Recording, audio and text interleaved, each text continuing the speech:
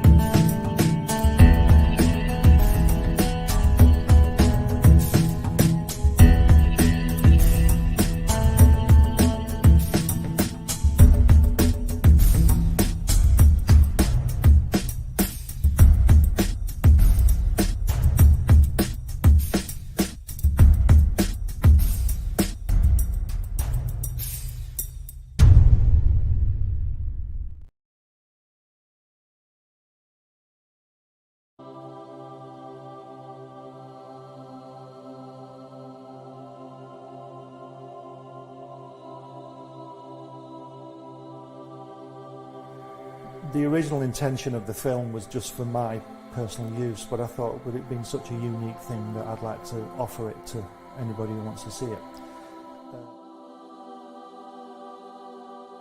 Things like that. And it's just a unique film of him. He says, I beat you. He says, they say we came in under the dead heat. He says, that's not true because I beat you. And the American said, well, he says, if you like to think so, he says, but I know the real story. He says, I know I clearly won that one.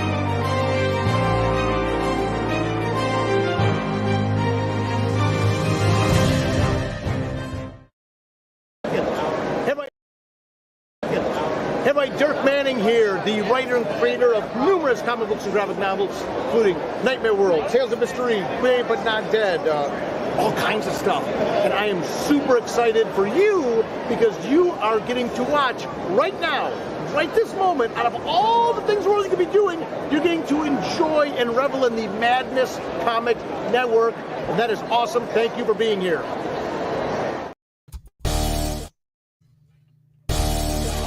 The Madness Comic Network and Comic-Related Madness proudly presents Monday Madness, featuring Pops and the Richness, and indie creators from around the world. Tune in to our content on Comic Talk with Pops Van Zandt on YouTube.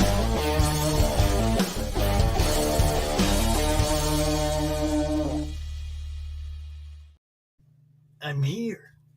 And I finally get to bring to you what I've been promising you for 3 weeks now. And that is the new look of the Monday Madness with Jim O'Reilly and the Richness. That's how it's supposed to look, guys. My God. I knew you guys were going to get along so well. Okay, buddy? Yeah, hi, Jim. I don't, for some reason, I don't know, man. I mean, for some reason, as soon as like I saw everybody's picture, and I'm used to Pops' face, but I had this wave of nausea as soon as I saw that porn stash of yours. Let me ask you an important question. Hold on. Let me ask you. Was there a mirror nearby? Yes. Yeah. So that was probably it. That was probably it. You are so gorgeous. Love you too, buddy. How's it going? I know. So we're finally here. We're after 3 weeks of me dying. Time, you lazy F. God damn. You are a lazy F. I'm pretty goddamn terrifying. I am. I stinky. My camera right today. I can smell you from here. That's what it's like. Really? That's what it's like. This is what I have to deal with now. No, I'm good. That's solid, man.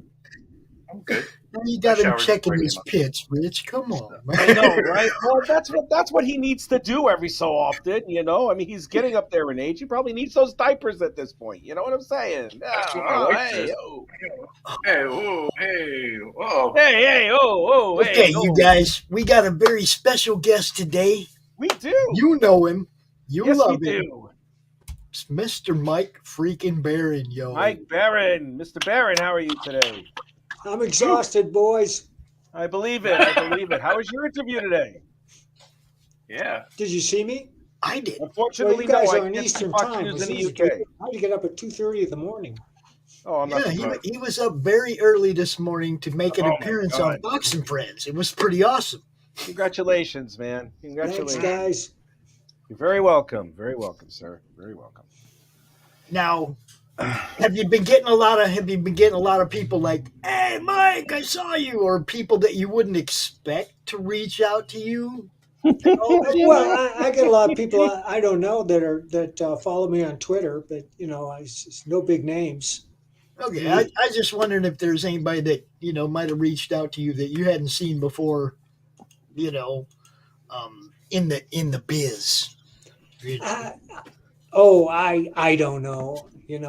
I don't know who's in the biz these days. I know my friends, but I don't follow the regular publishing industry. Well, neither do we. You know that. Yeah, I know. Yeah, I don't. I'm a Marvel baby, so yeah, I don't follow them at all. Not even close. I don't. Not anymore. I mean, we all used to. That's when their comics were decent, But then it's like, yeah. It's so like, Private American got all kind of attention. We're going up shadow to the bands. Yeah, you've been shadow banned on Indiegogo and well, you should see that. You should see that Daily Cost article because that was out of the blue. The woman I who read wrote that. Pardon? Oh yeah, we read it. Obviously I was on a show about it with Chris and RJ.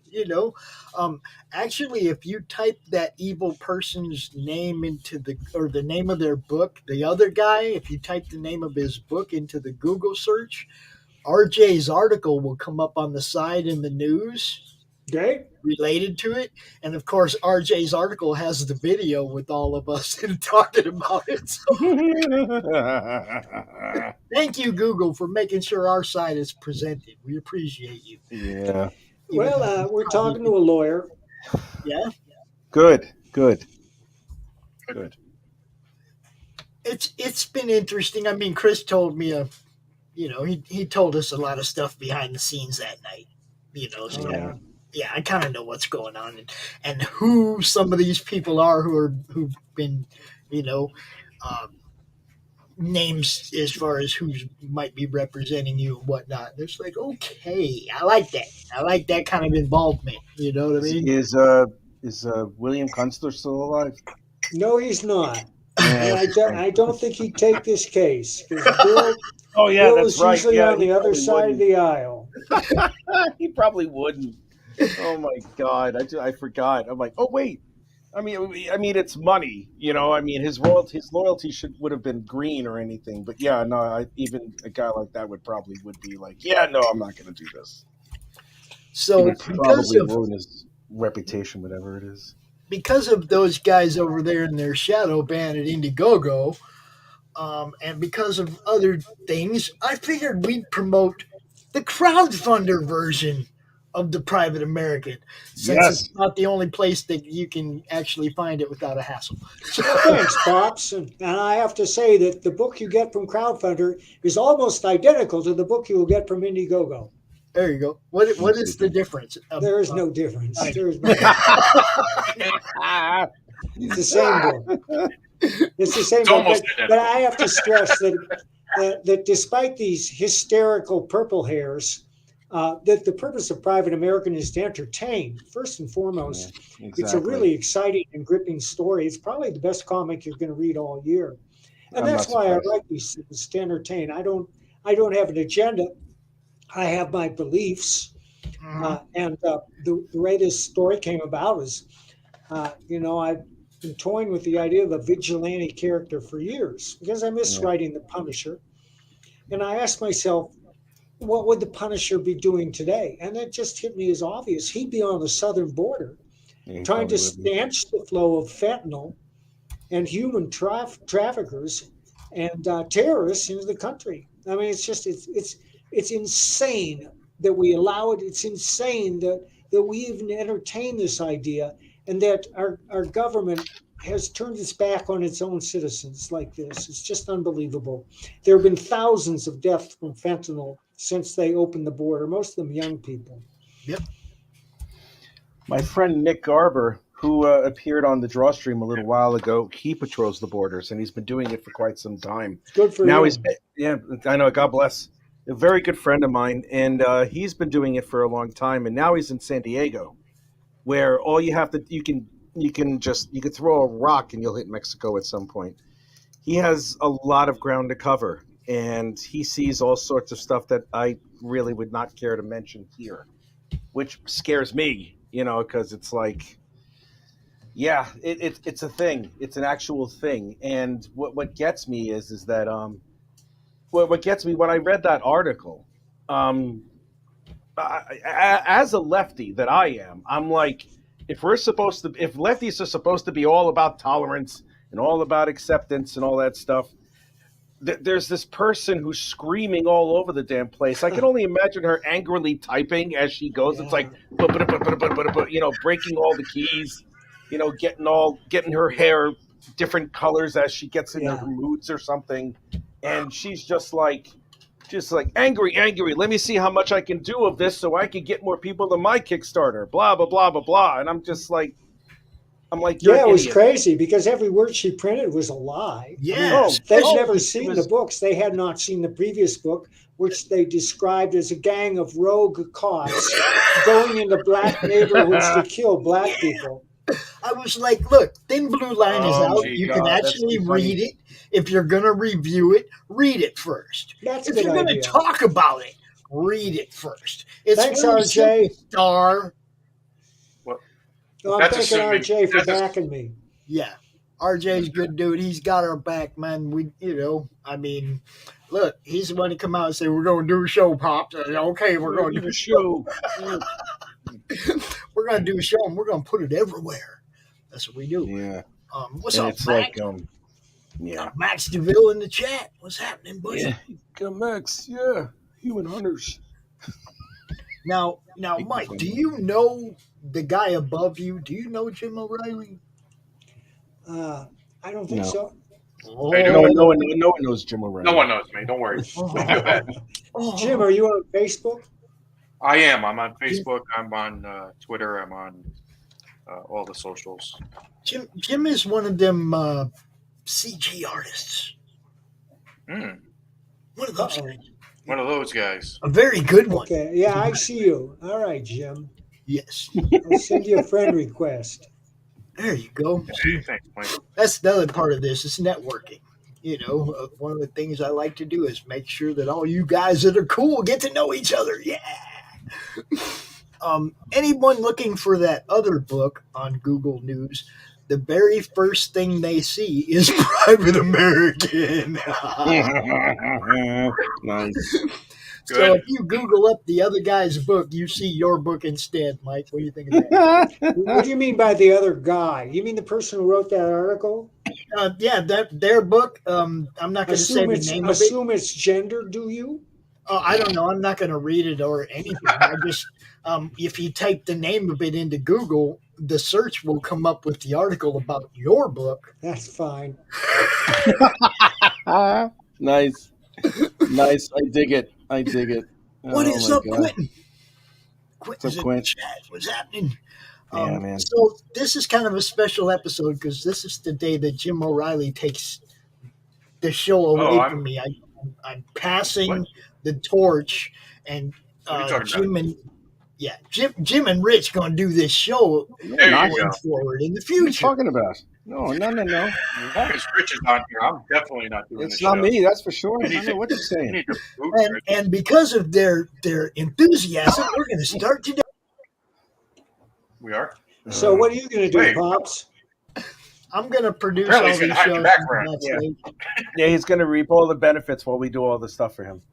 That's what we're I'm pretty going to produce from the backstage and try to recruit more people, and we'll be talking to Max real soon about developing the Roku channel. The Madness Comic Network is going Roku, man. I'm not going to let Facebook, Twitter, or YouTube decide what we're allowed to say. Great. Oh, that's a novel idea, isn't it? My goodness. We will just use YouTube to play ads for the shows that we have coming up on the Roku channel, right? Well, that reminds me, Pops, I have a YouTube channel where I mostly talk about writing. If you want to know the arcane secrets of writing, subscribe to Mike Barron YouTube channel. Just Google Mike Barron YouTube. And I I shall already do am that, sir. subscribed to that, and I always share your words of wisdom whenever you post them. Yes, I do. Thanks, Pops. I'll give a sample lesson for free. Literally, do not use the word literally ever in anything. That's true. That is very true. That's a writer's gem right there. It is a writer's gem. If you can take that to the bank. Oh, wow. Just like William Sadler in Hard to Kill.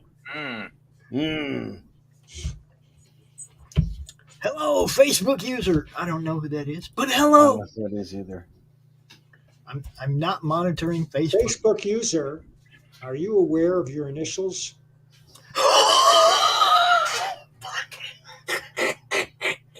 How is it that I didn't notice that? I never noticed that either. How the hell? Like, I'm the one with the mouth, and I'm the one with the filthy language and stuff, and I'm like, how did I miss that shit? Damn. Look, Q flew from I admire Facebook user. Yeah. Q flew from Netherlands to a Caribbean island yesterday. That's why he wasn't at the drawstream. He was in flight. The flight was okay. It was like having a buffet. But how? They just kept bringing you food? What? Yeah, I guess so. I'd buy that for $1. Good thing you weren't on that other plane, that one that was Alaska airplane that left Phoenix yesterday, and then boom, boom, boom, some serious turbulence and shit flew all over the place. People got hurt. Yeah. Nevertheless, or however. RJ brings up a good point there. Yeah. My friend. Nevertheless, or however, and I would like to add, basically. Basically. That's why I love Judge Judy. I don't know if you ever watched Judge Judy. Yes, I've seen it. She'll ask the defendant, well, what happened? And the defendant will say, well, basically, and Judge Judy breaks in right there and says, no, basically. Nice. I love it. No adjectives, just the facts. Yeah. Well, I mean, it's that word. It's just a placeholder word like am or ah. Yeah. Oh, man. 3 meals during a 9-hour flight. Well, they did keep you well fed. I'm surprised it was only 9 hours from Amsterdam to the Caribbean. Well, yeah, it's across the ocean. It's not that bad. And the plane kept getting heavier.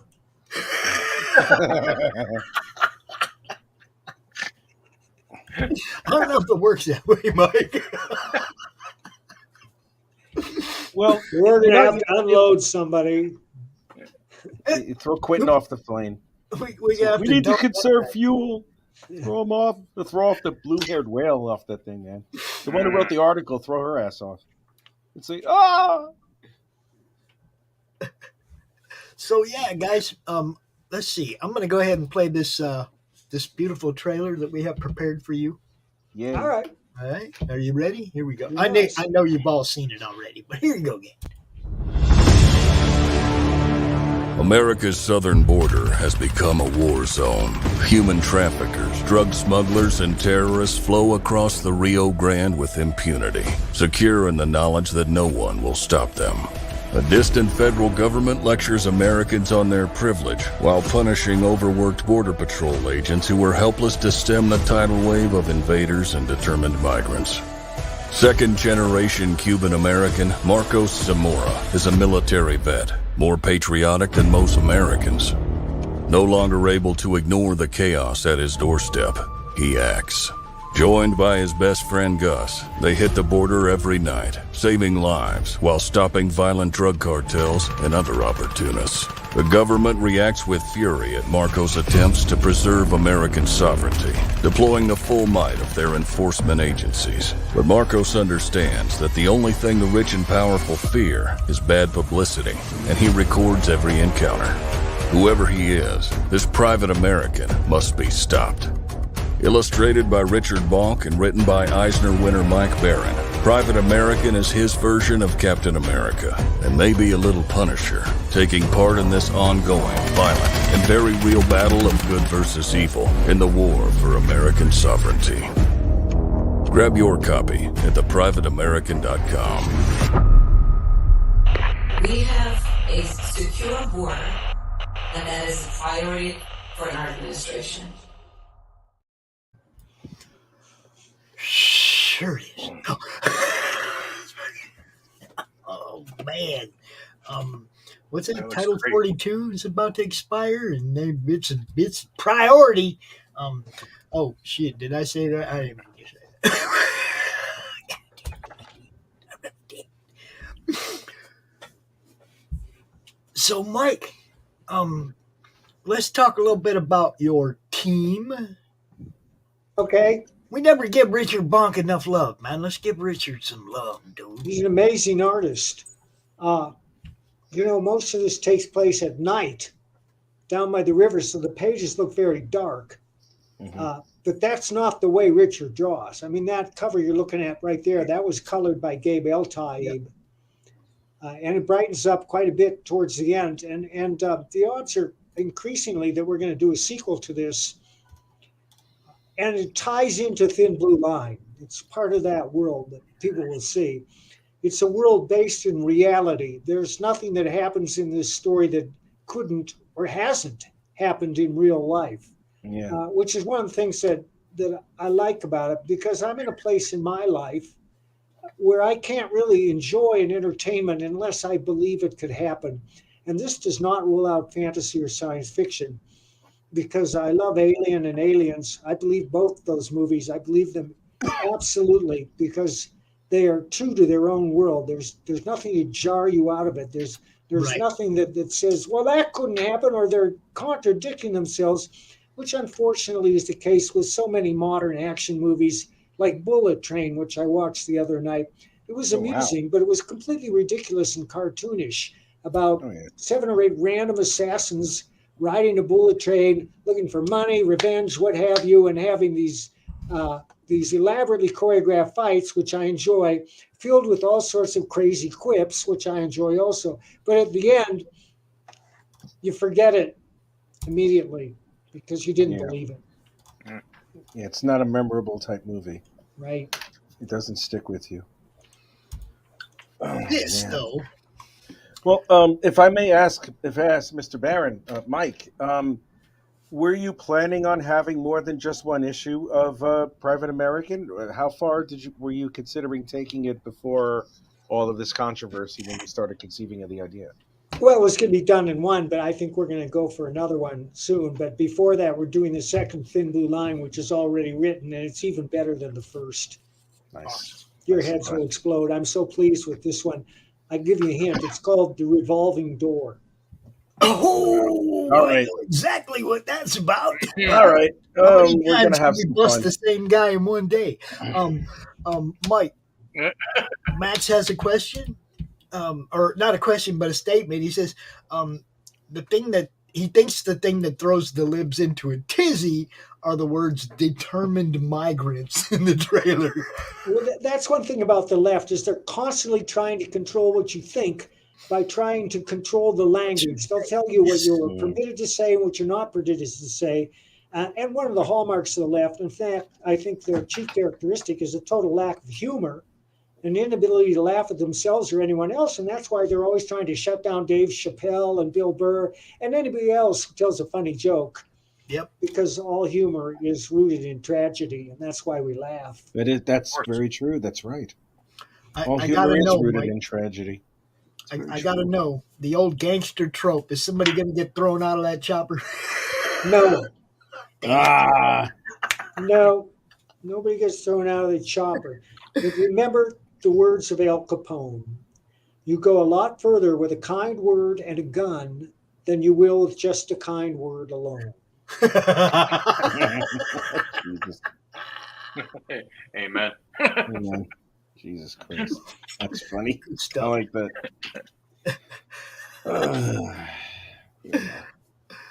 Oh, yeah.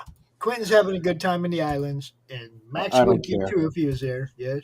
I don't care. I don't care how good a time he has. Because if he's in fun in the sun and all that stuff, I don't care what he's doing. Shut up, Quentin. So the Indiegogo is approaching 50K. And Really? The No, Kickstarter got... it's not at 50K. It's at 100K. No, not ours. No, it was at like 48 last time I looked. Yeah, that's where it's at. It's approaching 50. I don't know how much you had rolling on Kickstarter when they smashed that. $5,000. Okay, so that clown cost you $5,000. That's right. And for those of you who won't use Indiegogo for whatever reason, not going to go into that. I have my own reasons for being mad at them. Go over there to Crowdfunder, and we already know we had our friend Lee Newman used Crowdfunder. He was very happy with the results of his campaign. So if you don't want to use Indiegogo, go over there and back it right now on Crowdfunder. If you did back it on Kickstarter and suddenly found out you're not going to get the book, go over there and back it on Crowdfunder. Let's make this the highest selling book to date on Crowdfunder. I think that would be awesome. What do you think? It would, Pops, and I thank you. You know, one thing this has sparked is a discussion among a number of us creators, a lot of them, about finding new crowdfunding platforms or even launching our own, where we can offer our work without somebody putting their finger on the weight scale. Yeah. Yep. And I've always encouraged people to have a backup. Yeah, exactly. Because, I mean, we've been watching them do this to people on Indiegogo and Kickstarter since I started doing this 3 years ago. Yeah, some of them were obscure people that you never heard of, but we still know they were doing it. And now they've done it to people that are more prominent. And it became more and more obvious what was going on, to the point where now it's a freaking news story. Well, everything gets ruined whenever there's an agenda behind it. Whenever there's any type of agenda whatsoever, I mean, whether it's right or left or center or whatever the hell it is, religious or not, if there's an agenda behind it, it taints everything that it's supposed to stand for to begin with. And it just ruins everything. And it's I don't know. I think if there were just no way that people were just able to supply an agenda to everything that they're doing, I think we wouldn't have so many damn problems. We wouldn't have such avarice between all of us. I mean, it's just ridiculous. No. I got to ask, is the Florida man going to come rolling through riding one of them boars with it? We're working on the second Florida Man graphic novel right now. It's funnier than the first. It will make your head explode, I'm happy to say. I just got to keep... y'all don't know. He's also got a Western coming out with Pat Broderick. That's our next project, Blind Star. It's a supernatural Western. He's out of his mind. Yeah, it's the greatest work of his career.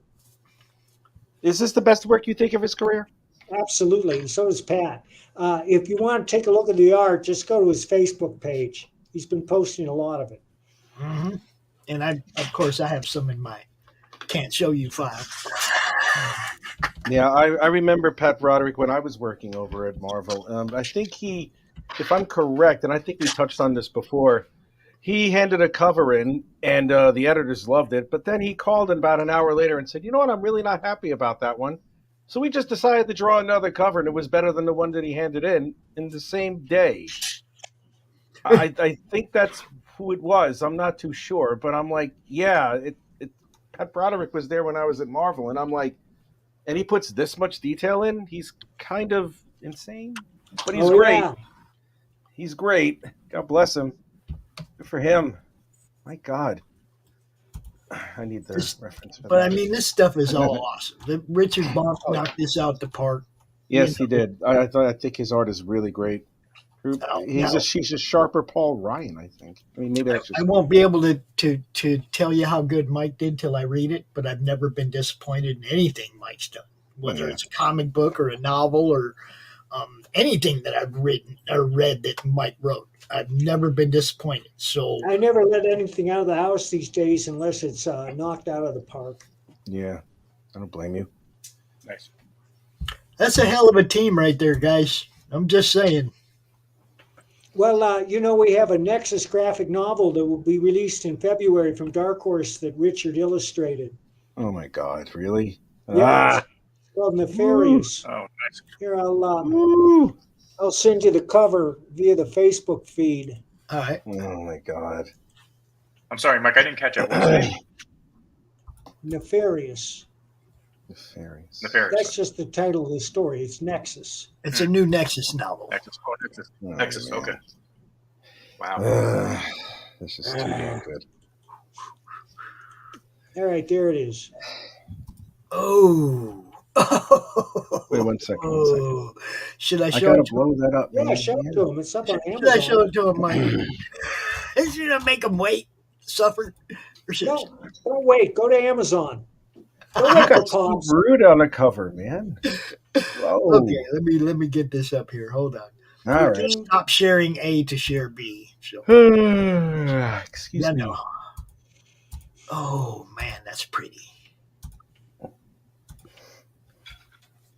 Oh, nice. What? Awesome. Oh man. And I have a second one in the works that Kelsey Shannon is illustrating. Oh, shit. Yeah, you know what? I'll give you a preview of that, too. You are so kind. You are too kind.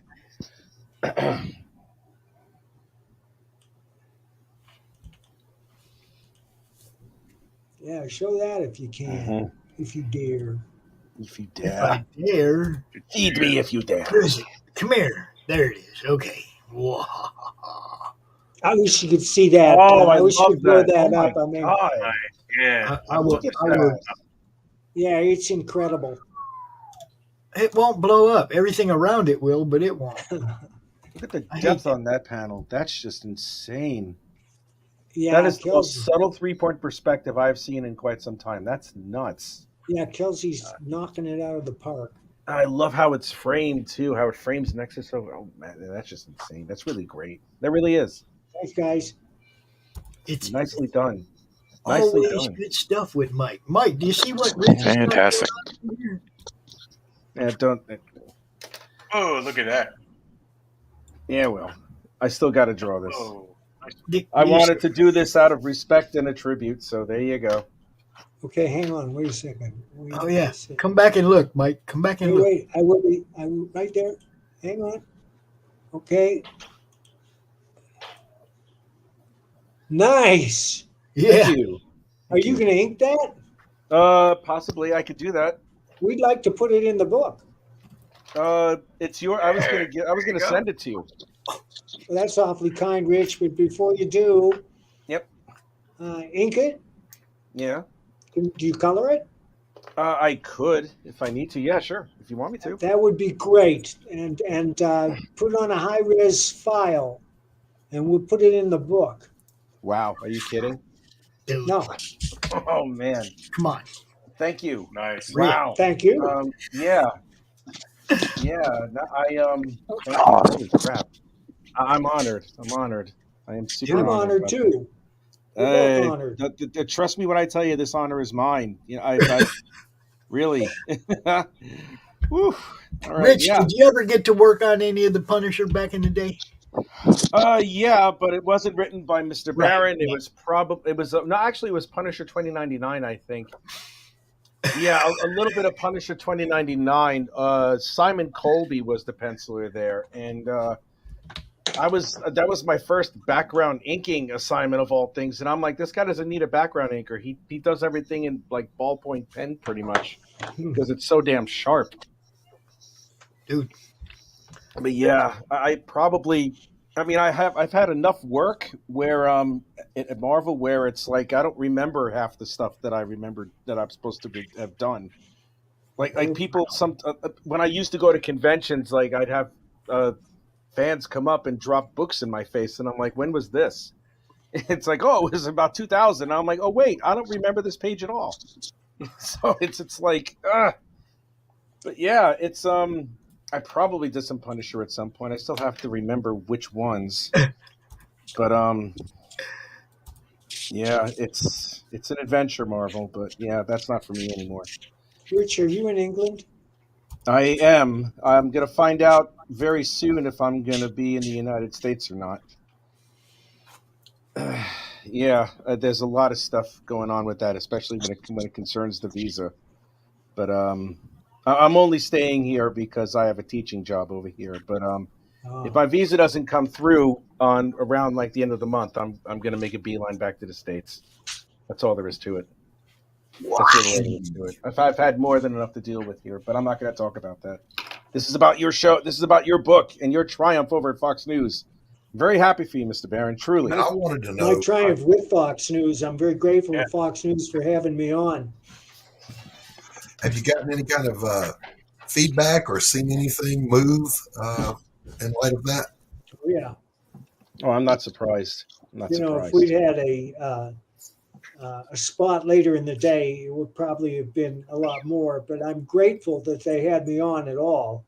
It's a huge coup for us, and probably getting on Fox News is the biggest megaphone that we can use. Yeah, that works. That works. I don't know. Get you on with Louder Crowder. He's got millions. I would love to get on Crowder's show. I'll write him. Do that, Mike. He'll have you. We'll see. I mean, I wrote Joe Rogan. I'm waiting to hear from him, but so do a million other people every day. That would be awesome. Oh my God. Yeah, it would. Wow. I would love to see you on Joe Rogan. Holy crap. Joe Rogan would be cool. Crowder would be cool. And Joe Rogan would be, would be cool. He has the most popular podcast on the planet. Joe Rogan would that would be it. My God. You're muted, Pops. I want to see Mike Barron on the Salty Cracker Show. I don't know about that. Oh, What man. is the Salty Cracker Show? I'm afraid to ask. Oh, he's cool. He's real cool. Now, we also have a second person that we're going to be highlighting as the show goes on. And he just showed up, so you guys know him. You love him. It's the six-gun gorilla himself. There he is. Hello, Mike. Brian Christgau. Hi, Brian. What up, everybody? Sorry I'm late, Pops. Hello, Brian, I'm going to cede my time to you because I'm passing out. Wait, Mike, is before that you go, body odor or something? I got a question, Mike, before you Much leave. love, Pops. Yeah, I mean, what's much the love, question? Mike. What's The question is, did they make you wear makeup this morning? No. No. He was all groomed up. Doc is cold-blooded, man. He was Doc all is cold-blooded. groomed up. Don't listen to him, Yeah. Mike. Don't listen to him. Don't let him get to you. I won't listen to anybody. Later. Thanks, guys. Hey, thank Have you, a great Mike. one, Thank Mr. you, Barron. Much You love, take Mike. care. Hey, Mike. Y'all Have a go good check one, it sir. out on Crowdfunder right now. Woo! Private American, Richard Bonk, Mike Barron, better than advertised. I'm just saying. Or theprivateamerican.com. No, we're not doing that because that goes to Indiegogo. We are promoting the crowdfunder. Okay, I'm just saying he put it out there. So. I know, but we are promoting the crowdfunder. That's the link that's up there in the top of the chat. All right. Because Indiegogo shadow banned him. Exactly. And not only that, but my goal is to make Private American the highest selling book to date on that site. That'd be awesome. Okay. The only way that works is if everybody goes over there and backs it. Jim, quit panting into the microphone. Oh, that It's like looks he's- beautiful. It's Rich. It's Oh, is not it me. Rich? Okay. It's not me. It is not fucking me. That's bullshit. It's you. You're the reason why I'm panting. No. These two are going to get along so well. He said you're the reason I'm panting. God. That looks amazing. What looks amazing? The Jim, sculpture, not your your damn sculpture, drawing. Jim. No, my drawing sucks. I'm looking at Jim's stuff. Oh, that's insane. Look at that. That's insane. Nice. Oh, it's beautiful. Yeah. Whatever. You suck. Nice. Oh, Hey, we Jim. still love you too, Rich. Don't worry about No, you don't, liar. Jim, I couldn't help but notice. Yeah, I don't know if you caught that right at the end before Mike left, but he told Rich to go ahead and ink that and color it, and he's going to put it I in have the no book. idea why I suck at this. I suck He's at going this. to put it job. in the book, Brian. Shut up. Yeah, I Put know. it in the book. Stop. Dude, I'm that already looks dope. fanboying enough already as it is. Stop. He's modesty flexing. Shut up. humble bragging. Yeah. What he has to I'm- do I'm now not is he bragging. has to actually work it. I know I'm great, but I really don't want to let everybody else know how great Hold and up. amazing What I he, am. what he has to do now, guys, is he has to actually better it. He has to, Yeah, I know. Yeah. he has to up his game because this shit's Yeah. for Mike Barron, right? Yeah, Yeah, man. I'm in a lot of trouble right now. What's up, Q? This Hey, shit is fucking Jim? insane. Place, will you? Oh, Jim, I couldn't help but notice Yeah. that room you're in desperately needs, if only you knew a fantastic landscape painter who did beautiful impressionistic paintings I wonder. to hang on those walls that have that Emptiness. sculpture thing on them. Do you paint, Jim? Shut up, Pops. He wants to know. So our There's a other carnage. guest, you guys know Brian, Six Gun Gorilla. He does the Horror Club show on the network. Totally ignored what I said. Yeah, Brian's gone through some of the same shit, man, being canceled and having his stuff shadow banned and going through crazy crap. Well, I know why, because there's definitely a racial element to what his Six-Gun Gorilla is all about. Oh God, Racist against criminals. That's right. That's right. What's up, Chris Cal? Criminals have their own race. Me just barely. Just barely. Yeah. But yeah, no, I mean, we need to we really need another platform. Right now we're stuck with Indiegogo, and I tried going to Zoop and I got slapped hard by certain people, and there was some effery involved, and what can I say? Immediately following that, we discovered that the shadow banning was going on, and the extent of the shadow banning. So basically, right now we're allowed to use one crowdfunding platform, and that's Indiegogo, and they're shadow banning us, and that needs to stop. We need a different crowdfunding platform. Diversify. Yes. Yeah. This you need to diversify your portfolio to as many places as you possibly can. If your goal is to sell books, we can make an alternative. Yes. If your goal is to sell books, you put your book everywhere you can. Yes. And I've used Kickstarter in the past for second chance campaigns. As a matter of fact, back in the day, I put my book on there without promoting it, just to see, as an experiment, how many people would back my book just by stumbling across it. Right? Not following a direct link, because there was no direct link that I was posting. And I made about like $4,000 just on that. Right? Wow. So I was like, so then I was like, okay, and then I share that with my friends, because that's what we do in this scene, is we help each other out. And was like, hey, okay, now that's the place for second chance campaigns. But now they banned Mike, so F Kickstarter. Yep. Right? Because if they could do it to him, they could do it to us. Mm-hmm. And we need to start exploring these other platforms, and we need to do it in such a way, hopefully, where we're not going to get punished for it. I think what's going to happen, Brian, is one of the big names is going to have to crowdfund a startup for that. And they're going to have to endorse it and get behind it and put a product on there, and then it'll move. That's not even what the issue is, though. The issue is getting a banking establishment to back you. That's not going to screw you, PayPal. Do you see look what happened there in July? You can't count on that either right now. No, you can't. We really need something new. We need our own .coms, our own website, and a big place where they're all at and easy to find. And if the people that won't let us use other platforms are doing so because they're planning on coming out with their own crowdfunding platform, because they want that 10% that normally goes to Indiegogo and Kickstarter, then they have to deliver that, and they need to deliver that now. But you how long are we supposed to wait for them? But see, you as the individual, you're not going to get bonded for the possibly $1 million that these campaigns are going to be fund generating. Do you see what I'm saying? It's like you have to have a bank behind you. Yes. And some of these people just on their name can't get a bank behind them, just like Wheeler couldn't 3 years ago with IndieCrowdfund.com. Yeah. He had the whole thing built and couldn't get a banking institution to help him make it a reality. Who's the bank behind Cash App? Cash App? I haven't even heard of Cash App. Yeah, I know. That's how behind the times I am. I use Cash App versus PayPal. I kind of think Venmo, Cash App, and PayPal are all the same, I think. They're not. PayPal has been difficult to work with, and this goes back to before I came into the comic scene, my fine art. There was Square, there was Venmo, there was a few of them. Like I said, we went through this. I was part of IndieCrowdfund.com. I was trying to promote that website, okay?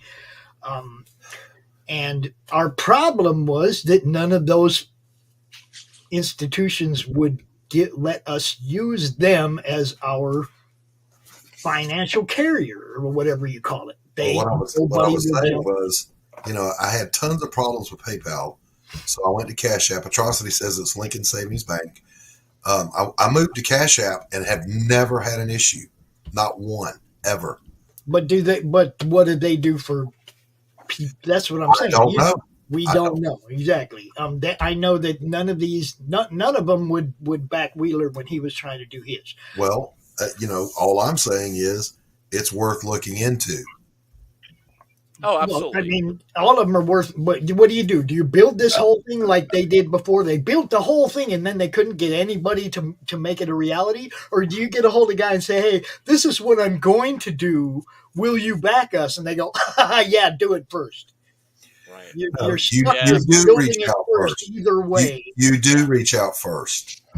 You know, there's nothing wrong with that.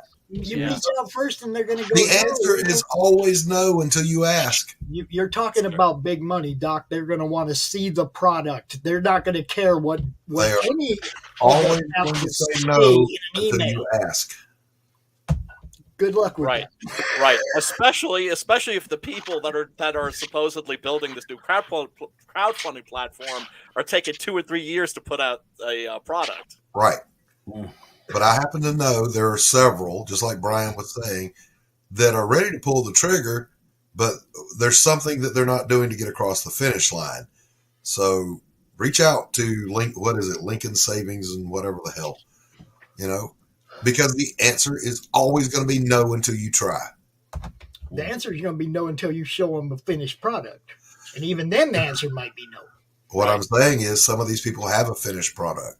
They just haven't kicked it for whatever reason. But do you think it would be a good idea to go through linking if they're already backing an existing crowdfunding thing? It would be like giving money to their competitor. Right. It would make sense to find a bank that doesn't have crowdfunding associated with it, go to them and pitch them the idea. That's exactly and what I say, was saying. hey, here's the success of, PayPal and Indiegogo and, or Indiegogo, Kickstarter, and all these other platforms, and look at what this bank is getting. You could be about doing Luke the same. Hojo? This number. No, I think Hojo's thinking about the same one I am. Is he talking about Luke's? No. I mean, we got E&M are over there doing one. Luke's doing one. The bottom line is, are they going to have a financial institution behind them that will not screw them like PayPal screwed Eric July? Yeah. Yeah, and what they did to Eric July was really, I mean, obviously, I'm overstating the obvious by saying it was shady as hell. Yeah. Right? Yeah. He was making so much money, they were like, oh, hey, like, they noticed him. Do you know what I'm saying? They noticed him. And so they were like, okay, well, let's just sit on this and just collect the interest. Make a big old chunk of that pie for ourselves. Absolutely. Absolutely. Bastards. And I understand that the people that want to create their own crowdfunding platform, the really big, powerful people I can't mention, who want to create their own platform, they want that money that normally goes to Indiegogo or Kickstarter. And you know what? They're entitled to it if then they promote our books. Right. Right? If they fulfill their end of the obligation. Exactly. But then if they're just getting it and then I'm obliged just to use them just because, F that. I'm not doing that. We have to stand on our principles, for God's sake. Yeah. And this landscape, of course, keeps changing. I think a lot of us have always known that the crowdfunding model simply isn't sustainable. Yeah. Right. Right? And that this thing that we've been doing for the past 3 years is temporary. Mm-hmm. And that ultimately we're going to have to move into a different model. What that model is, I don't know. Mm-hmm. None of us really know. But we're not going to find out until we try. Exactly. Yeah. Sim, for instance, he's always been at the vanguard of trying to figure this thing out.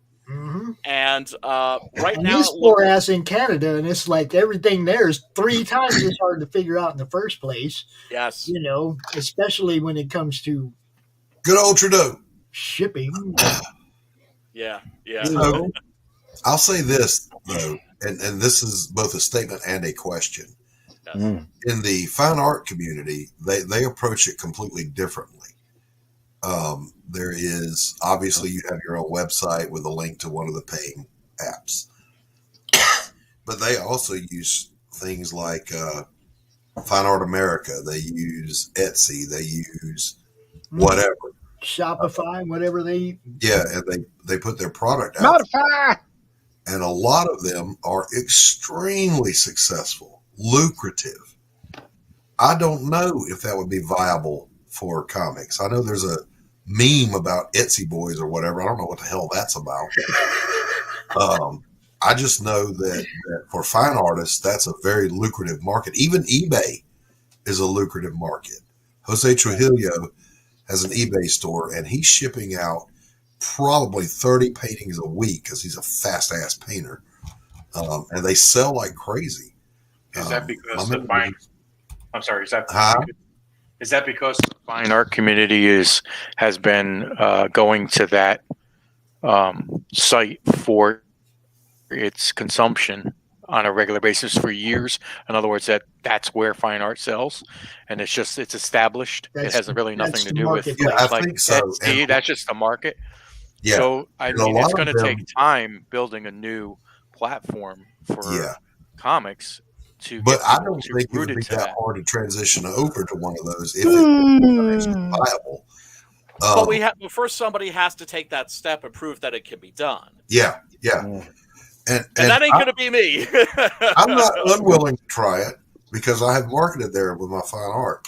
But I will say this, Etsy kind of had their controversy in the fine art community because they tried to do a thing where they were increasing the fees to the artist and saying, you need to pass this along to your consumers. And a lot of them said, fuck you, and they bailed. Yeah. That's kind of what happens when you try to tell the artist what to do. Yeah. Well, even if you told them use this kind of cardboard and shipping, an artist will tell you to fuck off because you ain't going to tell me shit. Right. Well, like we all know that the different crowdfunding platforms have different audiences, right? Like we know, for instance, Facebook people are Kickstarter people, and Twitter people tend to be Indiegogo people. And we're just going to have to find out, well, are we going to be able, like, for instance, a lot of people don't know about crowdfunder, but that's also why we're trying to get the word out and why it's important for people to back this book, why it's important for you folks to back Private American on crowdfunder to show that it can be done so that hopefully we can have a place where we can sell our comics without dealing with this fuckery. Mm-hmm. Pardon my French. I say this is the first time I ever heard of crowdfunder. Was today. Why is it the NCAA? Yeah, you know what I mean? I never heard. Starting a publishing company together, plus use whatnot. I will answer that question for you. You cannot get 4 creators into a chat to agree on a fucking thing. Yeah, y'all wrong about a lot of shit. Whatnot isn't.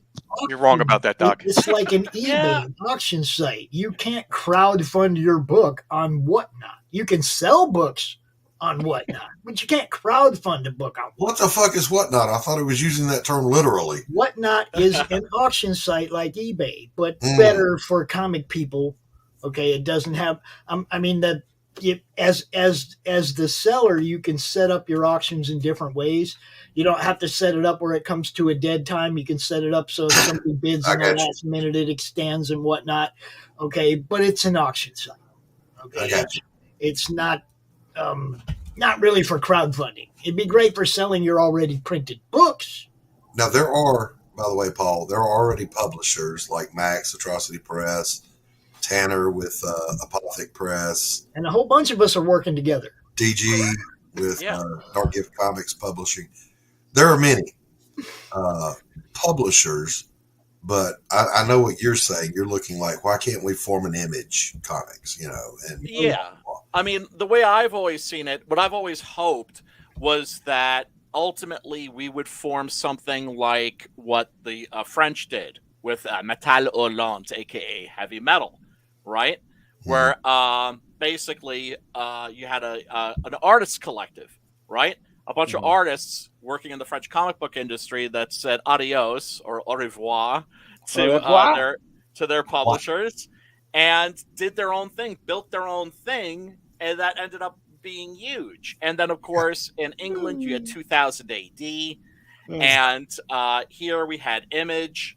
What we have right now reminds me in many respects of the indie comics boom of the 80s, where, my God, I mean, you had so many publishers. You had Eclipse, you had Dark Horse. Before they became Malibu, there was everywhere. Yeah. Oh my God, Malibu. The thing with that though is, particularly like with Image, they put their own skin in the game. Yeah. They had to up probably millions to get where they were. Yeah. And we couldn't crowdfund a barbecue right now if we tried. I'm just saying the money's not there. Yeah. Without a major backer. Yes. Yeah. But I mean, you look at all the sheer proliferation of publishers. Like First was my favorite, where of course is where I discovered this writer by the name of Mike Barron that was doing this little comic called Nexus. Right. That guy, he's terrible. Yeah. And you knew that eventually you're going to see people dropping off. You're going to see publishers disappearing. And that the talent from those publishers were going to move to different publishers and consolidate and all that stuff. But it was just an exciting Wild West period. And I think that's kind of sort of where we're at now, except, of course, the difference is I could walk into my LCS and see comics from, every publisher. And we're not in LCSs. My LCS doesn't even sell comic books anymore, which breaks my heart. But I mean, that's just how can a local comic book shop not sell comic books? It's just the way it is. I mean, I used to. What I used to. They don't sell new ones. No. Actually, they don't sell comics. They don't. I mean, yeah. I mean, what the hell are they selling? Hamsters, toys, Funko Pops. Yeah, hamsters. Warhammer, right? And, what I used to do after doing a convention, for instance, was if I had any extras, I would take them to my LCS and be like, hey, how'd you like to have some books from a local publisher? I'll sign them for you and everything. I'm not going to jack up the price because what I really wanted was not to make money in that scenario, but to see my book on the shelves of my LCS. Right? Childhood dream come true. And last time I walked into my LCS, I had my luggage bag with all my comics packed in it and everything. And was ready to give my same old spiel, and then I was looking around and I didn't see any comic books. And so I went up to the front desk. I was like, y'all really don't sell comic books anymore, do you? And they're like, no. God. Yeah, so I gave them some. Just like, hey, give some of these to your preferred customers, or have them, whatever. Do what you like with them. But yeah, no, it's heartbreaking, and it's encouraging that comic books right now are more popular probably than they've ever been in America. It's just not American comics that are selling. Yeah, it's manga, It's Japanese comics, and I don't blame people for reading Japanese comics because look, American comics right now, the mainstream American comics are unreadable. Yeah, they're terrible.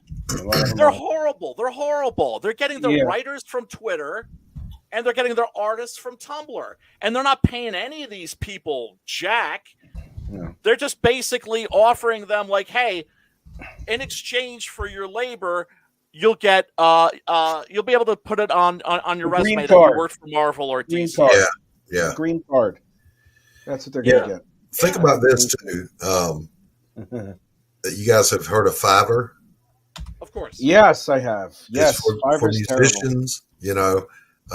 Here I wrote this song. I need a lead guitar player to shred this part, and there are tiers of you can pay $100 for this guy. You can pay $20 for this guy. Could you imagine such a thing for comic book illustrators or writers? Oh my God! Absolutely. Who knows? My local LCS, Brian, I hate him. He robbed me blind. What's an LCS? Yeah. What did he do? Did he do dirty? I totally local comic shop. I totally patronized his store, buying from him exclusively, Got a big collection back in the 90s, including some rare figurines, and I had I remember the original series, Romulan Bird of Prey with the digital sounds. Boy, I had all that stuff. I went on vacation to Virginia, got robbed while I was gone, and he bought my whole collection. What? From the thief, and he knew that was my shit. There's no way he didn't know that was my shit. Wow. So I went there to confront him. Cold-blooded. And there's my shit up on his shelves, my Dr. McCoy, my Romulan Bird of Prey. And he said, prove it's yours. Wow. That's lovely. How about that? No, I'm not going to do that, but I'm going to let everybody know you're a crook. Yep. What a He's been out of scumbag. business for a while, but he's back now. He opened up downtown again. I'm like, you son of a bitch. Well, some people are just scumbags. I really believe that you would be. A lot of them are. A lot of them are. But the thing is most people are good at heart. It's just the scumbags really, really stand out. Yes, they do. And when he's the only game in town, in my town, right? Yeah. But you know what? Stuff like that, it ultimately comes back to bite them on the ass. I really do believe that. Yeah, I believe that. Man. I do believe that. You reap what you sow. Oh, absolutely. Absolutely. Because you know what? When you put goodwill out there, when you treat your customers like gold, which is what we should be doing, which is what I always try to do, right? If I'm late in getting a book out to somebody, they get 2 books, right? Yes. There are people in my last campaign who backed original art. They waited a long, long time for that art because my artist, Preston Acevedo, his house got destroyed in a storm. Right. Right? So when Homeboy sends me the original art that goes to the backers, you know what he does? He sends me twice as much. Right. Exactly. Because that's what you do. Because he's a gentleman. Exactly. And because he knows that that's also what I'm going to want to do. It's like, hey, you ordered an original page of art. You waited close to a year for it. So as an apology, here's 2 pages of original art. Because that's what we do. Because we're not just representing for ourselves. We're representing for the community, too. Exactly right. So... And everybody needs to think about the guy that's next to them. Yep. And it drives me crazy when I see people that are taking 2-3 years to put out a book, and they've made literally $250,000. So they have no excuse, because that affects all of us. Because it makes people not want to back our books. Because they don't know if they're going to get them. Now, I mean, I have a pretty much an impeccable track record. I've fulfilled on 6 campaigns. So people know I'm going to fulfill on this one, too. But, right. Gentlemen, I got to bounce, but thanks for letting me on, Pops. Great seeing you, Doc. See you later, Doc. Always a pleasure. Jim, great to see you. Rich, good to see you, buddy. See you later, man. See you tomorrow, Doc. Doc is a better man than I am, because if somebody did me dirty like his LCS owner did, I might have to bring out the oh, God. I would take that very personally, man. Sorry for yawning. Right. Oh, it's okay, man. Don't worry about it. Glad that you're hanging button for that. out with us. What? There's a mute button for that. Let me see that. What is that? Mistyped. Sorry. Whatever. Okay. You're all good. Okay. Sorry about that. You're all good. Finally, Doc left. That's messed up. Oh, snap. Oh, snap. But you don't say that about me, do you? When I leave and stuff like that? I hope not. That would be rather foul of you to do that. I hope you don't do that to me. I'm far handsomer than that some bitches. I'm gonna have my book ready to print on launch day. I've studied all the effery. Not a fan. Not a fan. And it is always good to have your book finished. That is true. Beforehand, if you can do that.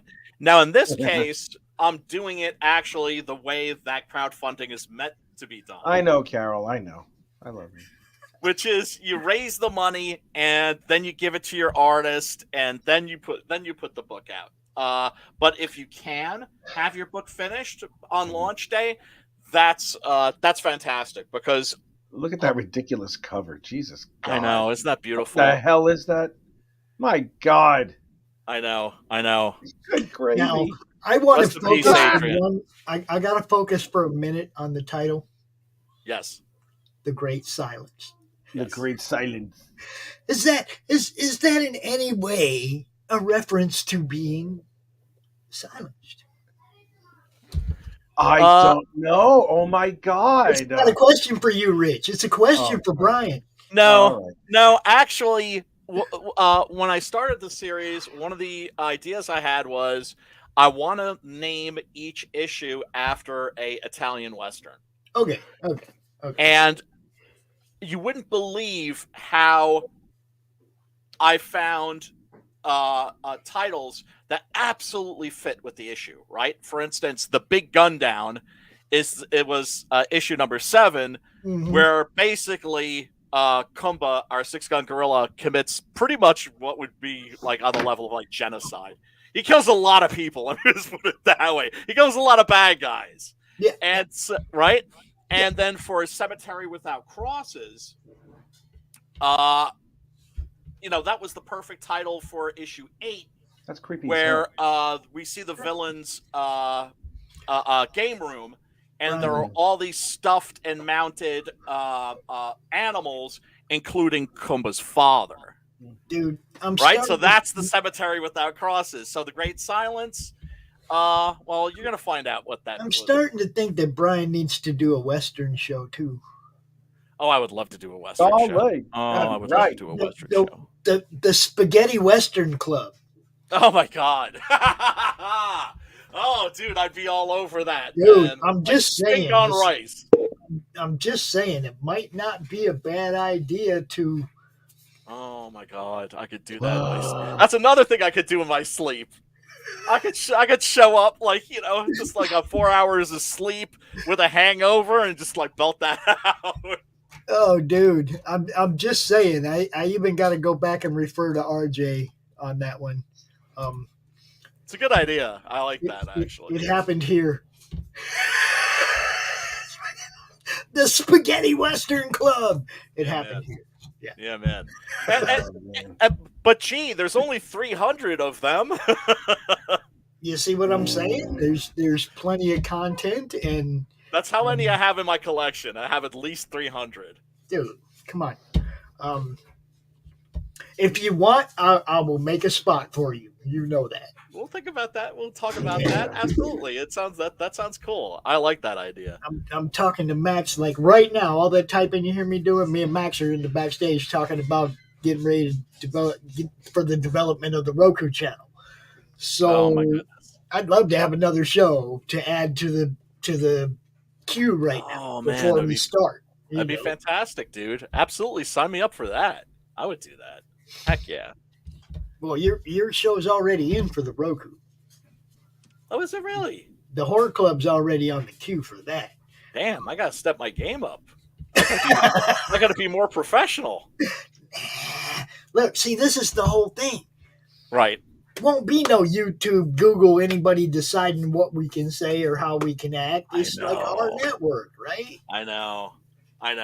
Well, the way I see it is that it's probably always going to be a game of whack-a-mole, right? That's why that's why I want to do this and just develop our own with our own content and no overseers, Right. Because, you have so many people that have gone from YouTube to Rumble, and eventually they're going to come after Rumble too, right? And then they'll go to Odyssey. Like I said, it's going to be whack-a-mole. But as long as we keep moving... There's everybody's just spreading it's diluting our field because everybody's going in different places. Everybody's going to different places. Right. But because also I think people are waiting to see what's going to be the place.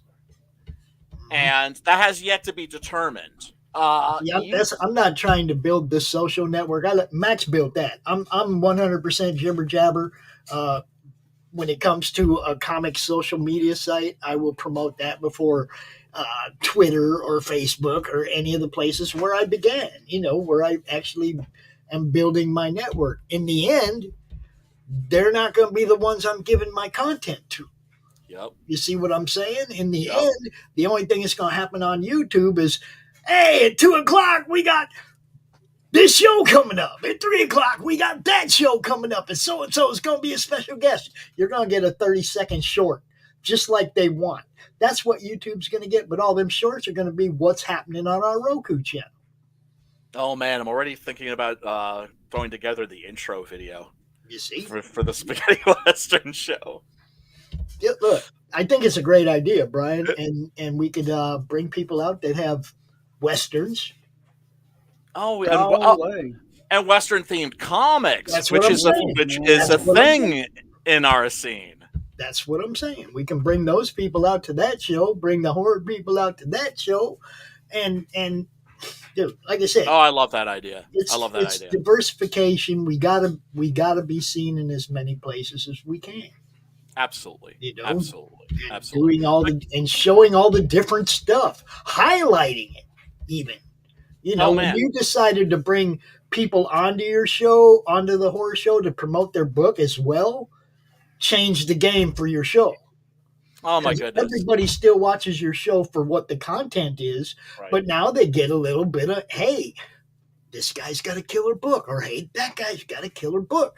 We get a little bit of that in there too, but it's not overwhelming the show. The show is still the horror movie club. You see what I'm saying? With Brian Christgau and Matt Burke. Oh, yeah, man. and let me tell you, Pops, like, after having 2 books funded on my stream, what a rush. What a rush. Like, it just made me ridiculously happy. Like, this is so cool. Dude, look, that's why, you guys all know, anybody that's followed me for any amount of time, my favorite posts to make are the ones that say funded in capital letters above somebody's campaign. Those are my favorite posts to make. That's where I get my high from watching everybody succeed. I'm not a comic guy. I can't make comics. I suck. But all kinds of people that I admire that are awesome, they make killer shit, and I tell people about it. That's my job, And yeah, I took this all on myself. I didn't. I made this. I made this my purpose. Yeah, man, and that's we love you for that. And but see, you went and took it. You went and jumped on that too. When now you get it. You see? No, I do. Now you get it when somebody funds and it's like it happens on your stream. That's a rush. It is. I get the rush no matter where I don't care where somebody funds. I get a rush. I get happy for them. I'm like, yeah. Of course. But when it happens on our shows or whatever, yeah, man, that's like, like RJ said. Yeah. It can bake and I helped or whatever, Exactly. Yeah. But like, I mean, I absolutely believe like I'm under no illusions that I got like Heart and Comic Mark funded. It's just I had the honor of them getting funded on my stream. Yeah, being there at the end. It's like I wasn't responsible for the 500 people that funded before that take no credit for their success. Right? Yeah, man. Yeah, right. But the fact that they got funded on my stream, that's awesome. That's where the rush goes. That's why I love doing countdown parties too. Yeah. Somebody's already funded. I don't care. It's the last hour. You might not have heard about this, or you might have forgot about this. It's almost over. Come back this. You see? If I get 2, 3, 4, 5, 6 people to back up the last hour for somebody, that makes the last hour worth my time to come out here and do it. Yeah, well, it's immensely gratifying. And,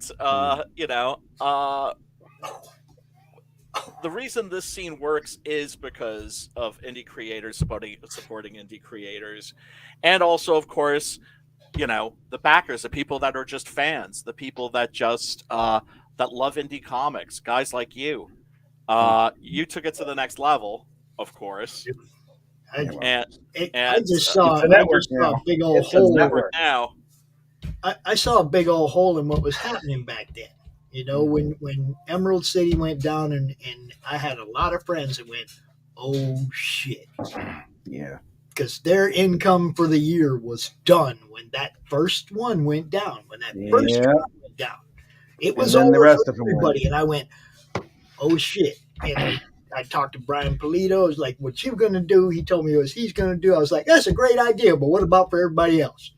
Right. And that's when I took that on to go do it for everybody else. That's right. You know, yeah, man. Jesus. Yeah, man. Had some great people, Rich, Jim, Doc, and Pete and Bill. I can't believe you included Jim in that. Part of this for the last 3 years and kept it growing and going.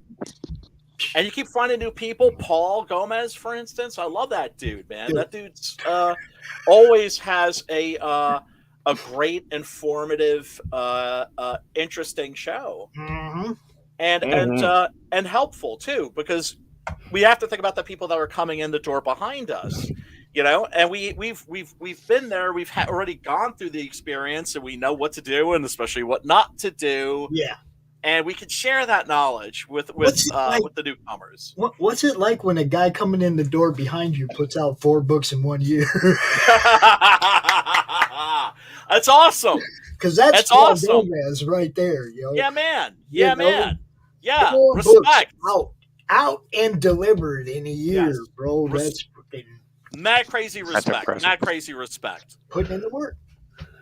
Yeah, and then you're just kind of, well, damn. Well, why am I not doing that? Right. So then that puts the rest of us on notice. Like, hey, maybe we need to step our game up. And who gains from that? Everybody.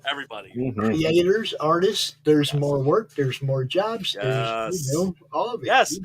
Hey, man, I always say, folks, give me your money so I can give that money to artists to make more books. Because we don't make a lot of money off of these books, right? No. The money that we do make in profit, most of us. We don't.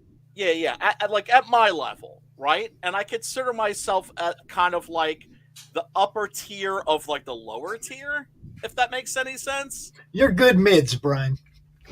Yeah, I guess. Yeah. and you know, but your book is awesome. Well, thanks, brother. Maybe the amount of revenue doesn't match what some of those other guys do, but your book does. I know. Your series does. That I know. You know. That I know just from what people tell me. Yeah. And what you got is golden for sure. You know, I like to think so. Once again, just because of the feedback that I've gotten. Because, you know, I don't know if my stuff is any good. I know the art is killer. I could tell that, right? I always used to joke at the convention. So like, well, the writer sucks, but the art's really good. But we put our work out there and we hope for the best. Mm-hmm. And we hope that people connect with it. But we don't know if they are. And I've just been incredibly blessed and incredibly fortunate that people connect with this book. And that it touches them actually at like an emotional level. And I think they come in for, you know, the gorilla with giant guns blowing big holes in bad guys. And they get that, but then also they get something that they didn't expect. And that's what keeps them coming back and eager for each new installment. And some of the messages I've gotten from people, some of the, I hesitate to call it fan mail. I would call it like appreciation mail. People writing me. You got fans. You might as well get used to it. Well, I have backers, right? And look, you're my friend, but I'm a fan of your work. What can I tell you? Well, thanks, brother. I'm a fan. Well, I'm a fan of your work, brother. That's why I'm here. That's why I'm part of the madness. That's why you're part of the madness. Absolutely. Yeah. Yeah. And we're almost. Oh, yeah, that's right. We're almost at our 5K stretch goal. And once we hit that, every order is going to come with the wanted poster. and with a 6 a.m. Sticker from MC Mark Marianelli.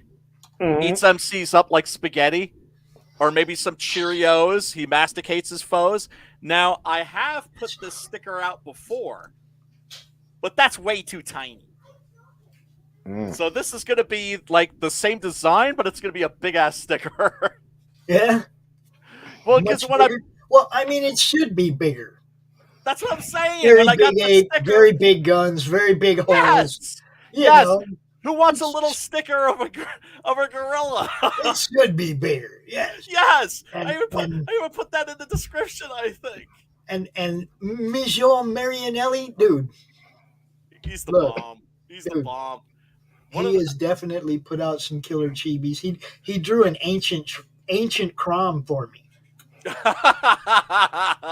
It's old with gray hair, and it's like it's ancient Crom, dude. It's awesome. I want to see. Oh God. Well, that's the thing, man. Mark, shows is one of those guys who shows real generosity of spirit, and I always refer to him as the sleeping giant in our scene, right? Because he still hasn't released Starfetched, which looks absolutely amazing. I can't wait to back that. A lot of people can't wait to back that. He's made chibis for so many people, and oh my God, and that wrestling thing. That oh, dude, yeah. The GWF is crazy. Oh, it's insane. They're doing the Rumble tomorrow during your show, right? Well, what was that? They're doing the Rumble tomorrow during your show. Wow, wait a second. How can I be in two places at the same time? Yeah. I have to dip out and put on my gorilla costume. Well, I was thinking we could always snipe a little bit of it. Oh, that would be fun. When your match comes up, we'll just show your match. Right? We'll see. We'll check it out. We'll see. And and then of course we're also going to be having Mike Murphy on tomorrow. Rom Shadow. Yes. Yep. Because he's going to be closing that soon. And there's a little Preston art up in that one too, huh? Yeah, man. And Sim.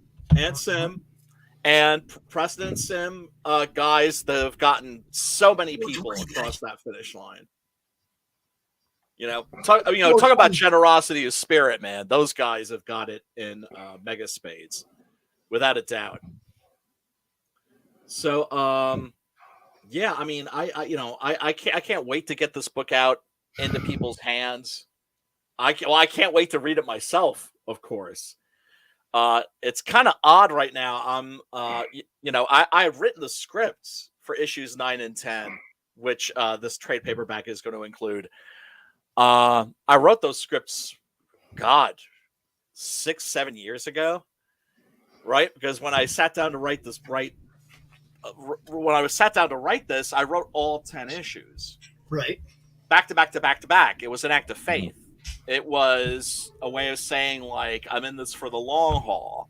This is going to happen. I'm going to make it happen, right? Through sheer force of will. And now I get to go back, and I'm not, and I'm a better writer now than I was back then. So now I can, touch those scripts up and make sure that people are going to get a really compelling story with really compelling characters. And also I am going to give Preston Acevedo a lot of cool stuff to draw. Because that's one of the things you do when you have an artist like Preston, is make sure you give him stuff to draw that he's going to really enjoy drawing, because that's going to really come across on the page. So, Rich, Jim, are you both there? What? Oh, yeah, I'm here. Okay, look, something's about to happen. I'm about to fade into the producer's role, and you guys are going to handle the last half hour of this show. Are you kidding me? Dude, it's 9:30 at night here. I know. Wake your ass up. Shut your hole. Shut your pie hole. Thank you, everybody, for watching. I got a little bit of stuff I got to take care of. Brian, we'll talk to you. We get paid for this? No. Peace. Man, bye. Hey, there he goes. All right, now we can talk about him. Yeah, we can talk about Pops. I don't care. Oh, God, man. I know, right? It's like Willie Nelson meets C-3PO, man. I'm still here. I gotta draw that. We know you are, boss. Just let you know that we care. Oh man. But Professore, man, how are you doing, man? You've got like some absolutely you've got an absolutely killer looking Private American illustration that you're doing there. Yeah, congrats Well, on that. I'm buddy. gonna thank you. I'm probably gonna rework that a little bit because I didn't expect Mike Baron to say, "Hey, I'll put that in a book," and I'm like, "Oh, okay. Well, let me make another one that's better." So let me do that. And yeah, no, it's I'm doing good. I've as with a lot of things, it turns out that I'm the most popular teacher in my department by far. Hell yeah, brother. Yeah, I know, but it's like I've been Why? there for all the 3 months, and everyone else has been there for at least a year or two, if not longer. And I'm beginning to see some of the cracks in how some of the people are acting with me, especially since the media department did a 20-minute video on me and posted it on their damn website and the Instagram. Nice. I'm like, well, nice. All right. it's like, and there's been a couple of teachers who are like, well, so what? He draws. What does that mean? And I'm like, they're getting a little jelly, huh? Is that what you're saying? They're getting a little jelly. When one of the schmucks decided to call me out today, it's like, yeah, I wanted to talk to you about your evaluations, and I'm not trying to call you out. And he said it like 4 times. I'm like, yeah, you're not trying to call me out, jackass. He knows who he is, and I don't care if he's listening, jerk. Right. But it's like, I mean, there's like a million things that I have to take care of, and he knows about it. But it's like, it's catty, and it's the guys who are catty. I'm like, oh my God, you're a bunch of bitches. Shut up. I know. Man. I was about to say, basic bitches. Yeah, well, look, some people are like that. Some people are like that, and you have to let them. I don't care. It doesn't bother me at all. It really doesn't. It's coming from a place. Remind yourself that it comes from a place of deep-seated insecurity. Well, it's like this. It's I think, you see, with me, I talk to the students. There you go. There it is. I talk to them like they're human beings, I mean, because they're adults, and it's like, I'm not going to crap on them. I had an issue with one student. I'll never forget this. And I'm not going to say his name. He was nervous as hell. He said that my lessons were shit. And he said that to me in front of the students. Now, I could have done a million different things, but I said, listen, I'd like to talk to you after class. So he comes over and he apologizes.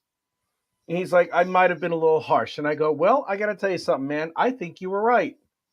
This is my 3rd week teaching, period. And I know my stuff. I absolutely know my stuff.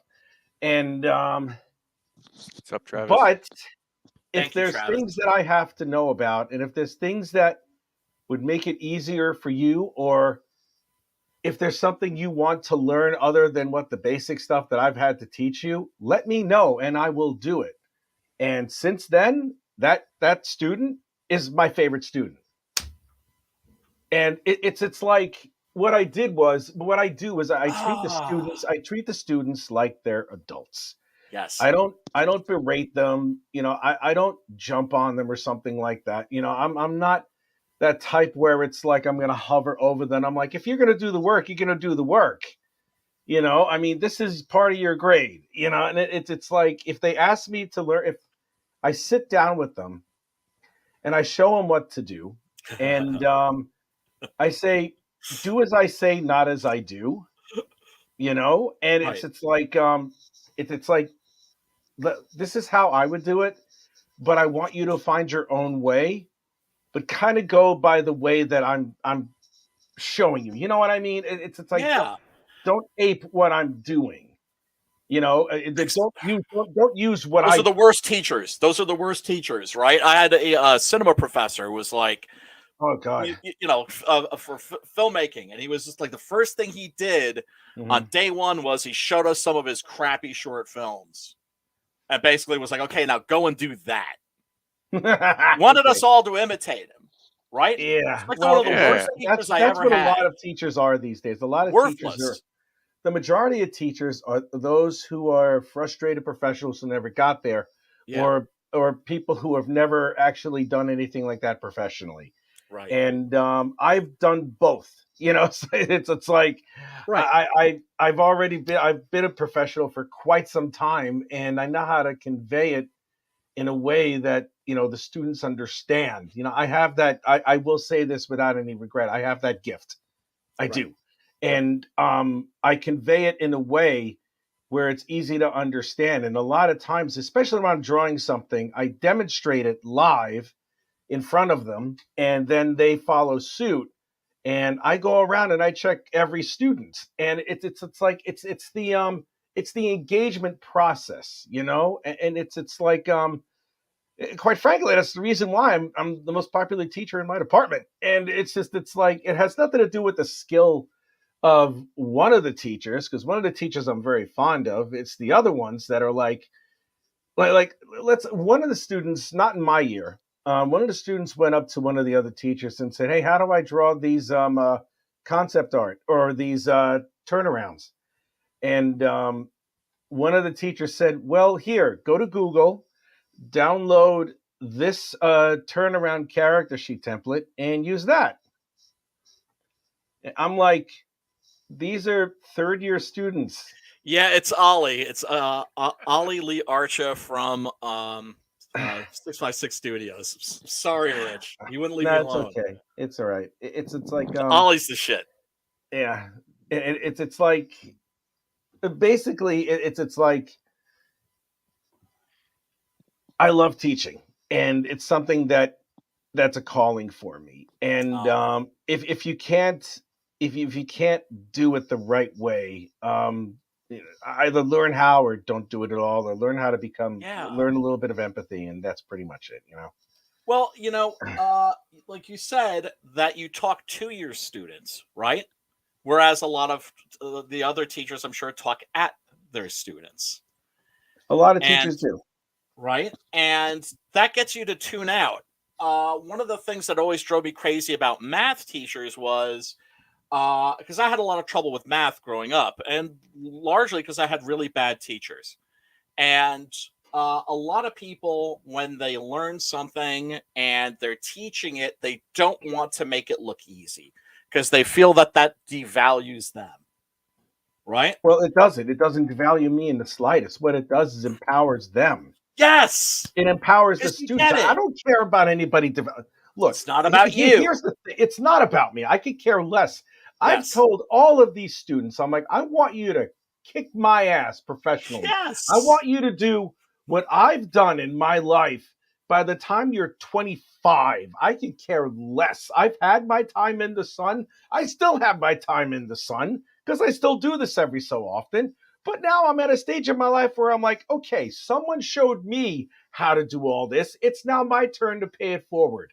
And I want all of my students, every single one, to eclipse me by the time they finish puberty. And that's the truth. Yes. Hell yeah, brother. Hell yeah. I want them to be the next generation of really great artists, and I'm teaching them the right way. I'm not having them do any of that woke crap or that crazy ass image style. I'm like, no, you're going to learn how to tell a story. You're going to learn how to draw human anatomy. You're going to learn how to do anthropomorphics. You're going to learn all this the right way. And that's it. That's it. Because I don't want any of this. I don't want any of the stuff that I've seen in American comics or British comics anymore, because it's getting bad. You know, manga is destroying American comics by what, a factor of 2 or 3 to 1? 10 to 1. 10 to 1. 10 to 1. That's insane. Shit, I was in a Barnes and Noble the other night. There were like 8 rows of manga, like 8 columns, literally, of nothing but manga, and then Marvel and DC 2. I'm like, what the hell? Like nothing but manga. It was like from literally one end of the wall all the way to the other side, and that's insane. As I say, it's dominating. It's dominating. Oh, but the numbers are factored in to American comics. Don't you love when they do that? But it's the truth. We're not killing those comics. numbers What are you talking factored in. about? You're right. Comics are booming. No, manga's booming. Yeah. Western comics Yeah, are exactly. shrinking. Oh my But, God! Nobody reads that crap, including the people that demanded that it be made that way. Because that's the thing about about these keyboard warriors. Is that they'll demand something be made a certain way, but that doesn't mean that they're going to actually buy it, right? They just want it to be that way for everybody else, and they have no love for the art form. That's the thing. It's in the hands of people that have no love for it. These people didn't care about comics until the Avengers movie came out. Yeah, what it is it's like it's a fair weather friend type of thing, you know, and it's like I think what it is some of it's a midlife crisis grab, some of it is just like a fair weather friend, a lot of it is exploitative. Yeah, which in a lot of ways, but far more than just female genitalia or anything. It's like it's bad, and a lot of people who jump into independent books think it's like something that they could just do immediately, and I'm like, sorry, you can't. You know, this is something that requires discipline for years. You know, Yes. and it's like that's a prevailing thing for a couple of things that I would rather not discuss, but I've seen that, listen, and I'm like, I'm sorry, go ahead, Jim. I was just going to say that, like one of the places you're not going to see the garbage that you're seeing out in Marvel and DC is right to the right of us, right here, like this wonderful comic that we have over here. Let's talk about this. Let's talk about the good stuff, man. Oh, I love this. Yeah, man. Check this comic out, man. Can you scroll through that, Rich? Can you go through that campaign? Do you have? Probably not. No, well, Brian, I cannot. I think Pops is. It looks like he's Pops is. Okay, all right. Thanks, Pops. Yeah, look at the art on this, man. Amazing. Yeah, I've been exceptionally lucky with the artists that I've worked with. Exceptionally lucky, and I've had so much fun. I had so much fun working with Adrian, who unfortunately is no longer with us, passed away 2 years ago. We had a real great rapport. You know, you do 7 issues together, you develop a certain shorthand, right? My scripts got, more and more stripped down because I knew that he was going to deliver, and I miss him. And every victory going forward is always going to be a little bit bittersweet because he's not going to be here to enjoy it with me. But my good friend Preston Acevedo stepped in and to do the last 3 issues, and he did issue 8, which was killer, and issues 9 and 10 are going to be absolute mind blowers because you issue can be 8 was killer. Yes, agree. Thank you. And now you have plans to compile all this into trade paperbacks? Yes. Well, because the very first campaign that I did was for a trade paperback that included issues 1 through 6. And I wanted to come out of the gate with a bang, right? Part of me was thinking, well, maybe I should just do issue 1, then issue 2. No, I wanted to make sure that people were fully invested in the story and felt a connection to the characters. And the best way to do that was to hit them with those first 6 issues out the gate.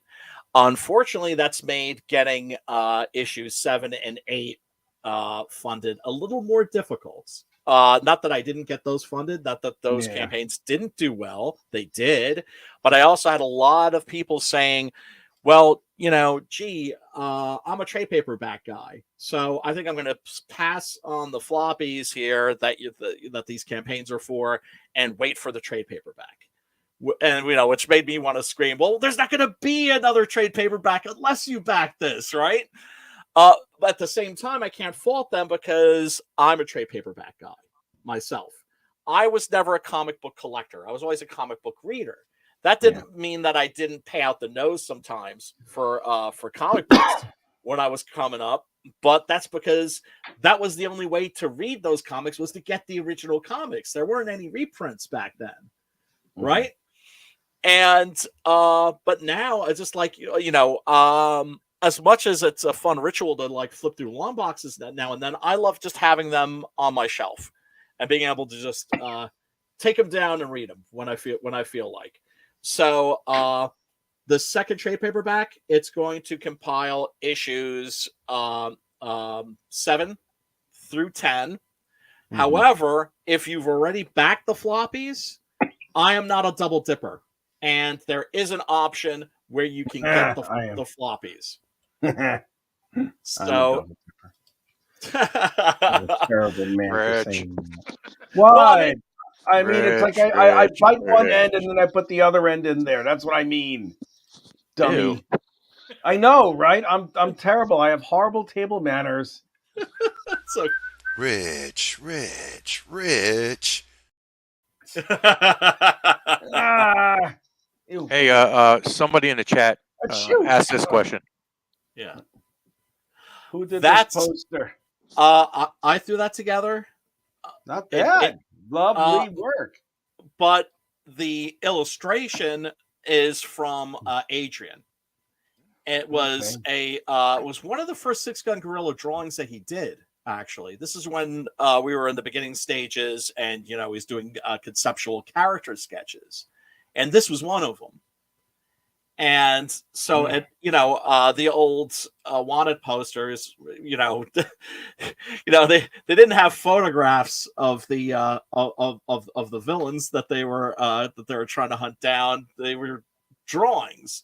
And so I figured, well, this is going to work perfectly, and I think it looks pretty cool. It does. Hey, I have a question.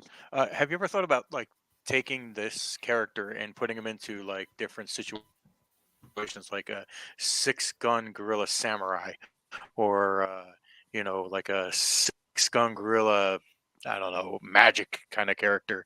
Have you ever like taken outside of the Western, or done thought about going down a different avenue with it? He's my dream project, it will probably never happen. But if I could make it happen, it would be 6-gun gorilla versus Tarzan in Pellucidar. Oh my god. That would be. Go ahead. I'm sorry.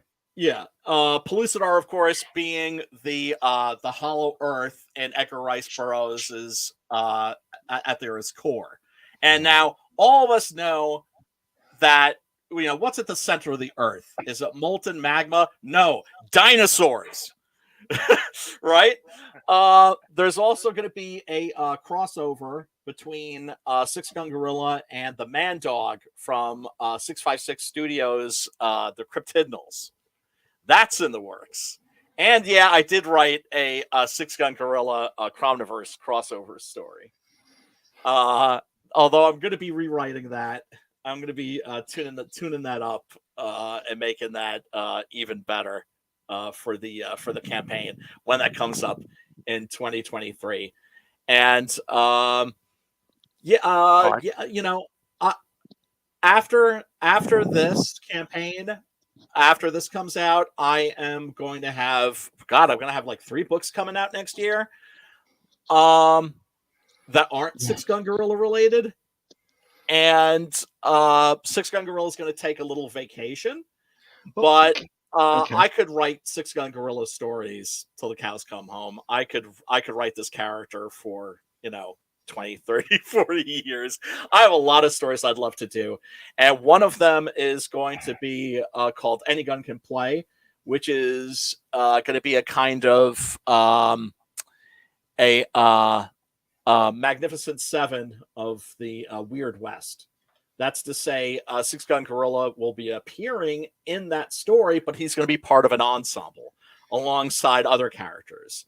Like other animals, I hope, like a giraffe.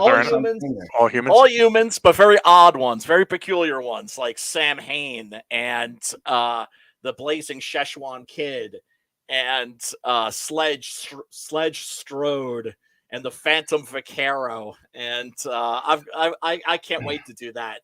Oh, and the Dandy. One of the stretch goals for this campaign actually is going to be a backup story that's going to introduce one of those characters. who is called the Dandy, and oddly enough, the world's first school shooter. I'm not going to go too much into that. But oh god, I want to tell you about that too. Oh, the Dandy is a really, really interesting character. He's a guy who grows up in Victorian England, comes from a very, very wealthy family, but like most young lords did, he got sent to a boarding school, and those places were hell on earth for a lot of kids, and the bullying there was severe. A lot of sexual abuse too. Boy, I just made this stream cheery, didn't I? And then one Christmas, his uncle comes back from the New World and brings him a gift, and it's a cult peacemaker, and you can figure out the rest. So, yeah, I could, the most obvious place for Six Gun Gorilla to go, of course, is Africa. Why would I love to team him up with Tarzan? Is because ultimately, Six Gun Gorilla is Tarzan in reverse, and I'm shocked at how few people actually figured that out. I've had one person actually that figured that out, but that's kind of been my big secret. Nice.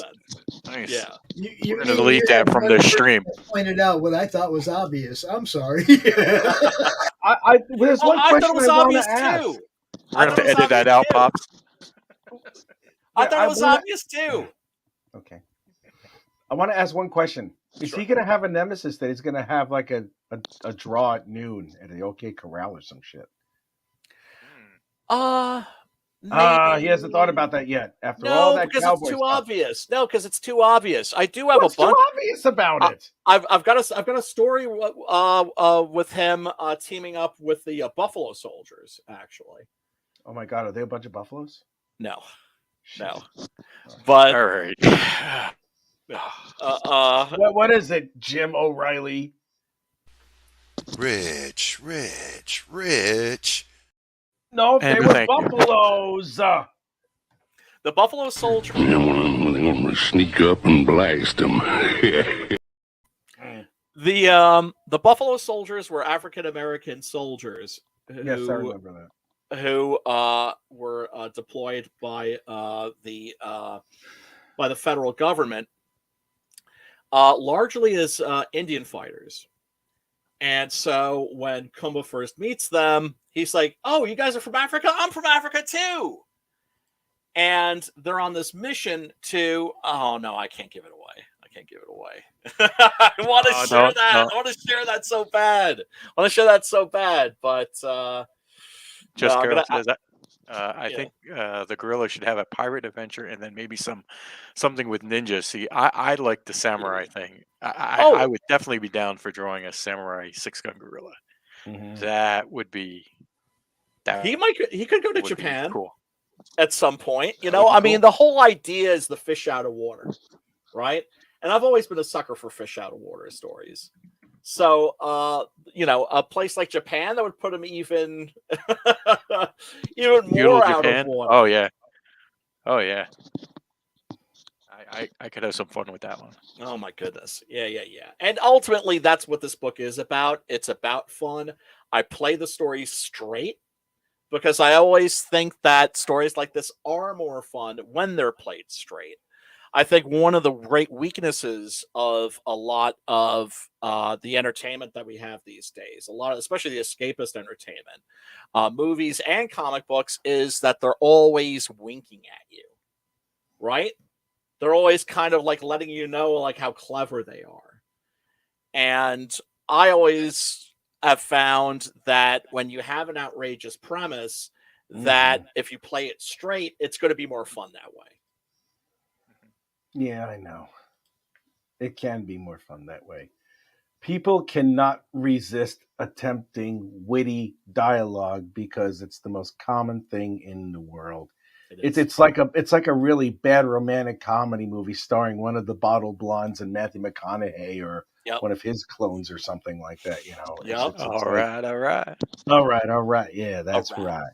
All right. But you're blonde, and why do I love you? I'm chasing you on the Brooklyn Bridge, and I'm riding a horse to get you. But I love you. It's a Fuzzy. Oh my God! You made me drop my Prada bag. Oh God! Oh, I hate you. Well, oh God, and when I started this book, I remember thinking for a moment, like, oh, maybe I should go Garth Ennis with it and have him, ripping people's arms off and sticking them up their asses and that kind of a thing. And then I thought, well, why would I do Garth Ennis? Well, Garth Ennis is right there. Garth Ennis can do Garth Ennis. I'm the only one that can do me. And, and that's not to sound arrogant or anything like that, because all of us should be doing us, because we're the only ones that can do us. Right. And you want to give your readers, like, if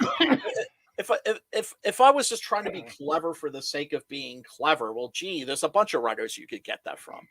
I also try to write my books in such a way that you can follow the story without if you can't read or you can't read English, you can still follow the story reading my comics, because it's a visual medium, and I'm a strong believer. I got to step away for 1 second. Sorry. No worries. He's the only one who can do. I'm the only one who can do me. Damn, Brian, are you bragging again? God, bloody hell! Oh man. Oh, my God, help me. But yes. Somebody's gonna clip that. Oh snap! Oh shit! It is about that time to get ready to wrap up, though, guys. Come here. Yes. I want to show everybody your art. You want to be here when I do? Yay! Oh yeah, Munchkin. Oh, hold on. I got to pull it off the wall because it's on the wall. Something my friend Yes, you can. My Hold on. friend Let me embiggen it. Okay, there you go. My friend Cadence's grandma hand knitted this donut. It's a donut. Oh, that's so lovely. Oh my God, I love it. It's funny. It looks snowy. Sophia brought me this the other day. You're gonna tell everybody about it? I made grandpa an artwork, and I put up some necklace, and I put some beads and a bunch of feathers, and I painted that, and I got a sticker. And why the purple and gold? Why? For Vikings. For the Vikings. Oh, look at that. See, she loves her grandpa. There's a hole and some string to hang it up. And it's been hanging on the wall ever since she gave it to me. Yes. Because, we love the art. We love the kids. Yes. Sorry about that. Just Carol said, fabulous. See that? Yeah. Magnifico. Rocky took off when we were waiting for the bus. Mm-hmm. When I went to come back in, Rocky wasn't here. We had to. Britt found him. Oh, you want the clown nose? Bye. Can I leave with it? Hold up. What's that? Hold on. That one says something. Okay. Hold on. Let me make you big so everybody can see you. Go ahead. Do it again. It says help coming. Bye, Munchkin. Oh, gotta put the art back on. You got adorable grandkids, Pops. You are blessed, sir. Dude, They are. They at one moment try my patience. At the next moment, they fulfill my life. Aww. What can I tell you? That's their job. She brought me a Twinkie, yo. Aw. How sweet is that? Twinkie. It's very sweet. Yeah. But yeah, it's about that time to go ahead and wind it down. Got to let Rich get to bed because No, without a doubt, Rich. It's late over there. It's like 10 o'clock or something. Ooh. Yeah. And can I just say real quick, Rich, congratulations on being the most popular teacher at your learning institution. Seriously, man. Look, Sexbots found you, Rich. They found you. It didn't take too long. They found you. Have a good time. Find your love. Who is this shit? What is this fucking Sexbots, dude? Sexbots. Oh, I love Sexbots. I mean, they're terrible. Watch out for that AI. Seriously, man. This guy understands. This guy understands that knowledge doesn't belong to you. It's for No, it sharing. does not. It's a gift that has to be shared. Whatever knowledge that I've acquired, it has to be given to the next generation so they can do it a lot better than me. Always. That's all. Sex bots are my fave. I'm going to shut up. no, real quick. I just want to say, Rich, like the one documentary I always tell my fellow comic creators to watch is called Jiro Dreams of Sushi. Check that out. They're like, oh, I've seen that. It's lovely, isn't it? Oh, it's awesome. It's right? awesome. Right? And they're like, it's about sushi. Like, how does that apply? And I'm just like, it's not about sushi. It's not about sushi. It's about someone who's raw. It's about someone who's been doing that forever and is imbuing his knowledge and his gifts to the next generation so they can do it better. Exactly. You know, a sushi chef's entire first year is doing nothing but the rice. Yeah. Yep. Yeah. You got to perfect that It's like rice. learning You have to perfect that rice. Yep. That's an entire first year or more. All right, our guest of honor, Mr. Christgau, tell everybody where they can find you, what you do, why you're here. You can find me on the Twitter at Brian Christgau. You can find me on the Facebooks at Brian Christgau. You can also find my YouTube channel at Brian Christgau. And every Tuesday we do the Horror Movie Club at 8 p.m. EST. And if you go on the Indiegogos, you can back Six Gun Gorilla, Volume 2 paperback, trade paperback, The Great Silence, and of course, there's something for everybody. There's a digital tier. If you don't have Volume 1, you could buy it by itself, or if you buy both Volume 1 and 2 of the trade paperbacks, I knock $5 off the price. So go check it out. There you go. If you're like me, you have all 8 of the floppies because Brian's a nice guy. I try. No, I back number 8, right? I back number 8, because that Preston wraparound cover was just badass. Okay, I don't usually back a comic book for the cover, I hadn't read it yet, so I didn't know that the story was as good as it is. Okay, so Brian sent me all 8 floppies instead of just number 8, so I could actually get invested in the story. I appreciate you, love you for that, bro. Oh, dude, it's awesome, dude. Love you for not just what you do, what you do for me, but what you do for the community, man. Dude, just trying to have fun and get everybody seen. That's all. That's all. That's it. Jim, thanks for making it. About bloody time, you lazy bastard. Look, next week, it's like New Year's Day or day after New Year's Day or whatever. No, next week is the day after Christmas. Whatever. Yeah, same shit. Whatever. Not gonna try to pressure anybody into coming out guest wise, but if we want to just do a hangout next week, I'll be around. Yeah, I'll be around too. I'll whatever, man. I'll be around. Now, if somebody does want to come out and pimp their book next week, that's fine. Hit Jim up, hit Rich up, book a spot. But otherwise, we'll just have a hangout. We'll keep it chill. Yeah, that sounds good. All right, cool. Jim, where can they find you, bro? On Instagram, Jim O'Reilly Comic Artist. On Facebook, Jim O'Reilly. On Twitter, Jim O'Reilly. And then JimO'ReillyArt.com. You can see some of my art there. Cool. And sculpture. Rich, well, sculpture's not. Give him a love. My name's Rich. I draw stuff. Hey. And where do you draw stuff at? On my desk. Okay, there you go. There you have it. Do you use pencils? I'm Punch Van Zandt. Blood. We got the network of love here. And positive vibes, absolutely, man. Human blood, positive vibes, and kittens. Yeah. I want to thank everybody, Mike Barron, obviously, for coming out. Everybody in the chat who's been commenting, and as always, my co-host Rich, which is now Jim's co-host Rich. No, he's not.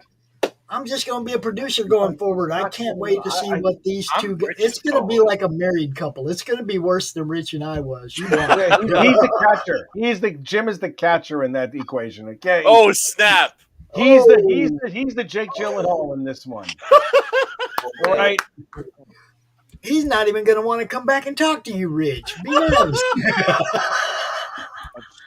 I just want everybody to realize that Rich is admitting to pitching.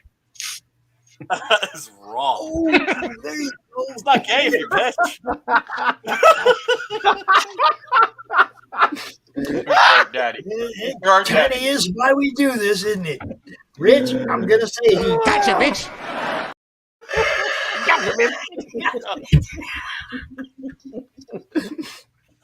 Jim, we've been playing this for you for the last 3 weeks, but now I can retire it. I know, right? Good help is so hard to find. No, I love me some pop. My computer froze up. I love it. I love me some. I know, right? Good help is so hard to find. We need more Pops Marmalade. Dude, Pops Marmalade is crazy, I'm telling you. That's awesome. Oh, it's been a crazy 3 weeks between my son coming from New York. My freaking dog is like on her last leg. And then my other son, Earl, came. Yeah, she's barking and everything, but like she has a mass on her belly now. It's just, I'm giving her meds twice a day. It's like I do have one more she's not in pain. I do have one more thing that just jumped into my inbox just now. January 3rd, Tuesday Morning Brew, Chuck Dixon will be joining Laurie, baby.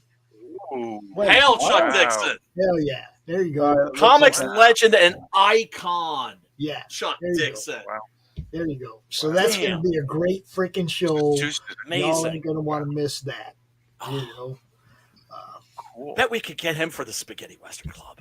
Oh, yeah. I know we would do. Come on. Him and Mike. Come on. Get Mike and Pat. Oh, yeah. Mike and Pat on one show for sure. But, you know, that's what we do. That's what we do. This is great. I'm really having a good time. Go. Bye. Bye, Rich. Peace out. I'm going to play some commercials. I'm going to get out of here. Y'all have a great day, man. Much love, everybody. All right. Peace. Take care, everybody. Hi, I'm Kurt Zauer, and you're watching the Madness Comic Network.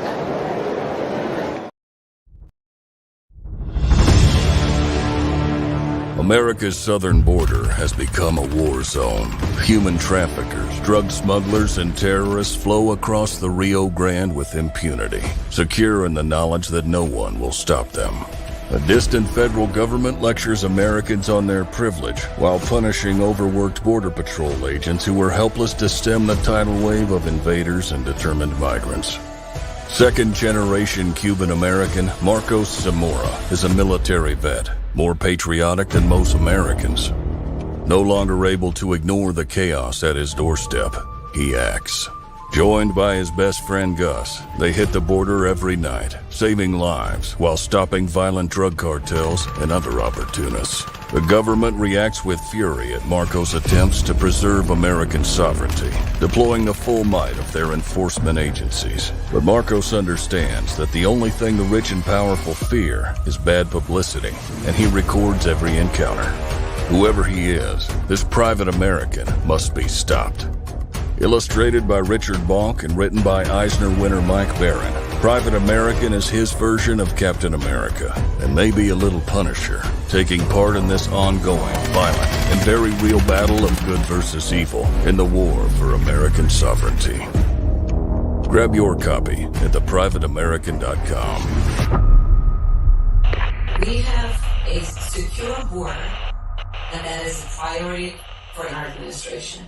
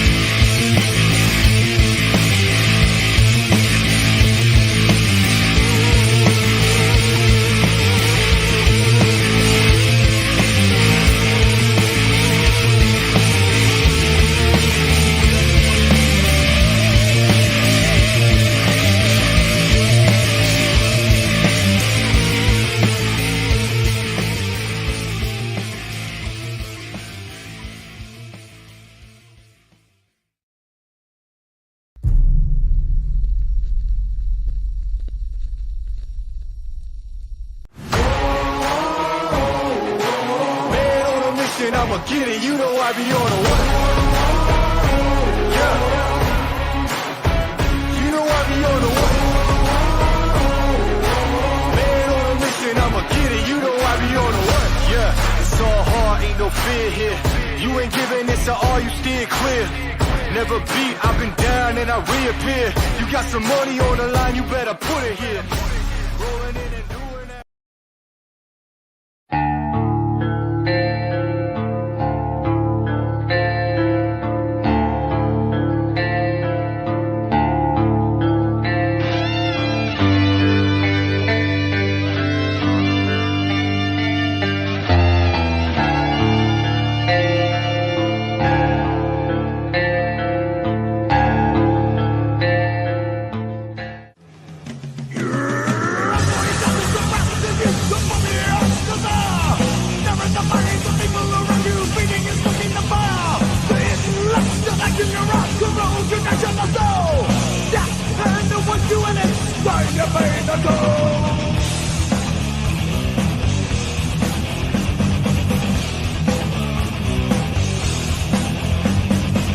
Doesn't matter what you say or the action that you take.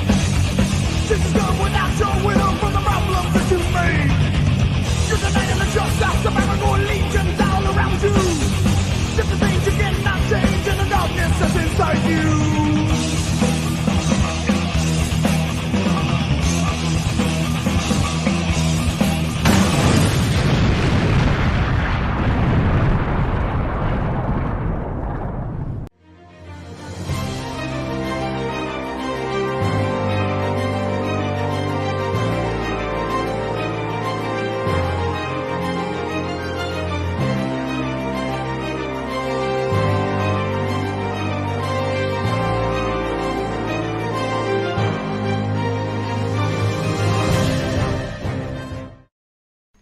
How do you end this thing? How do you put the where's the brakes on this bus? I forgot. Jazz how to do it. hands. Jazz hands are done.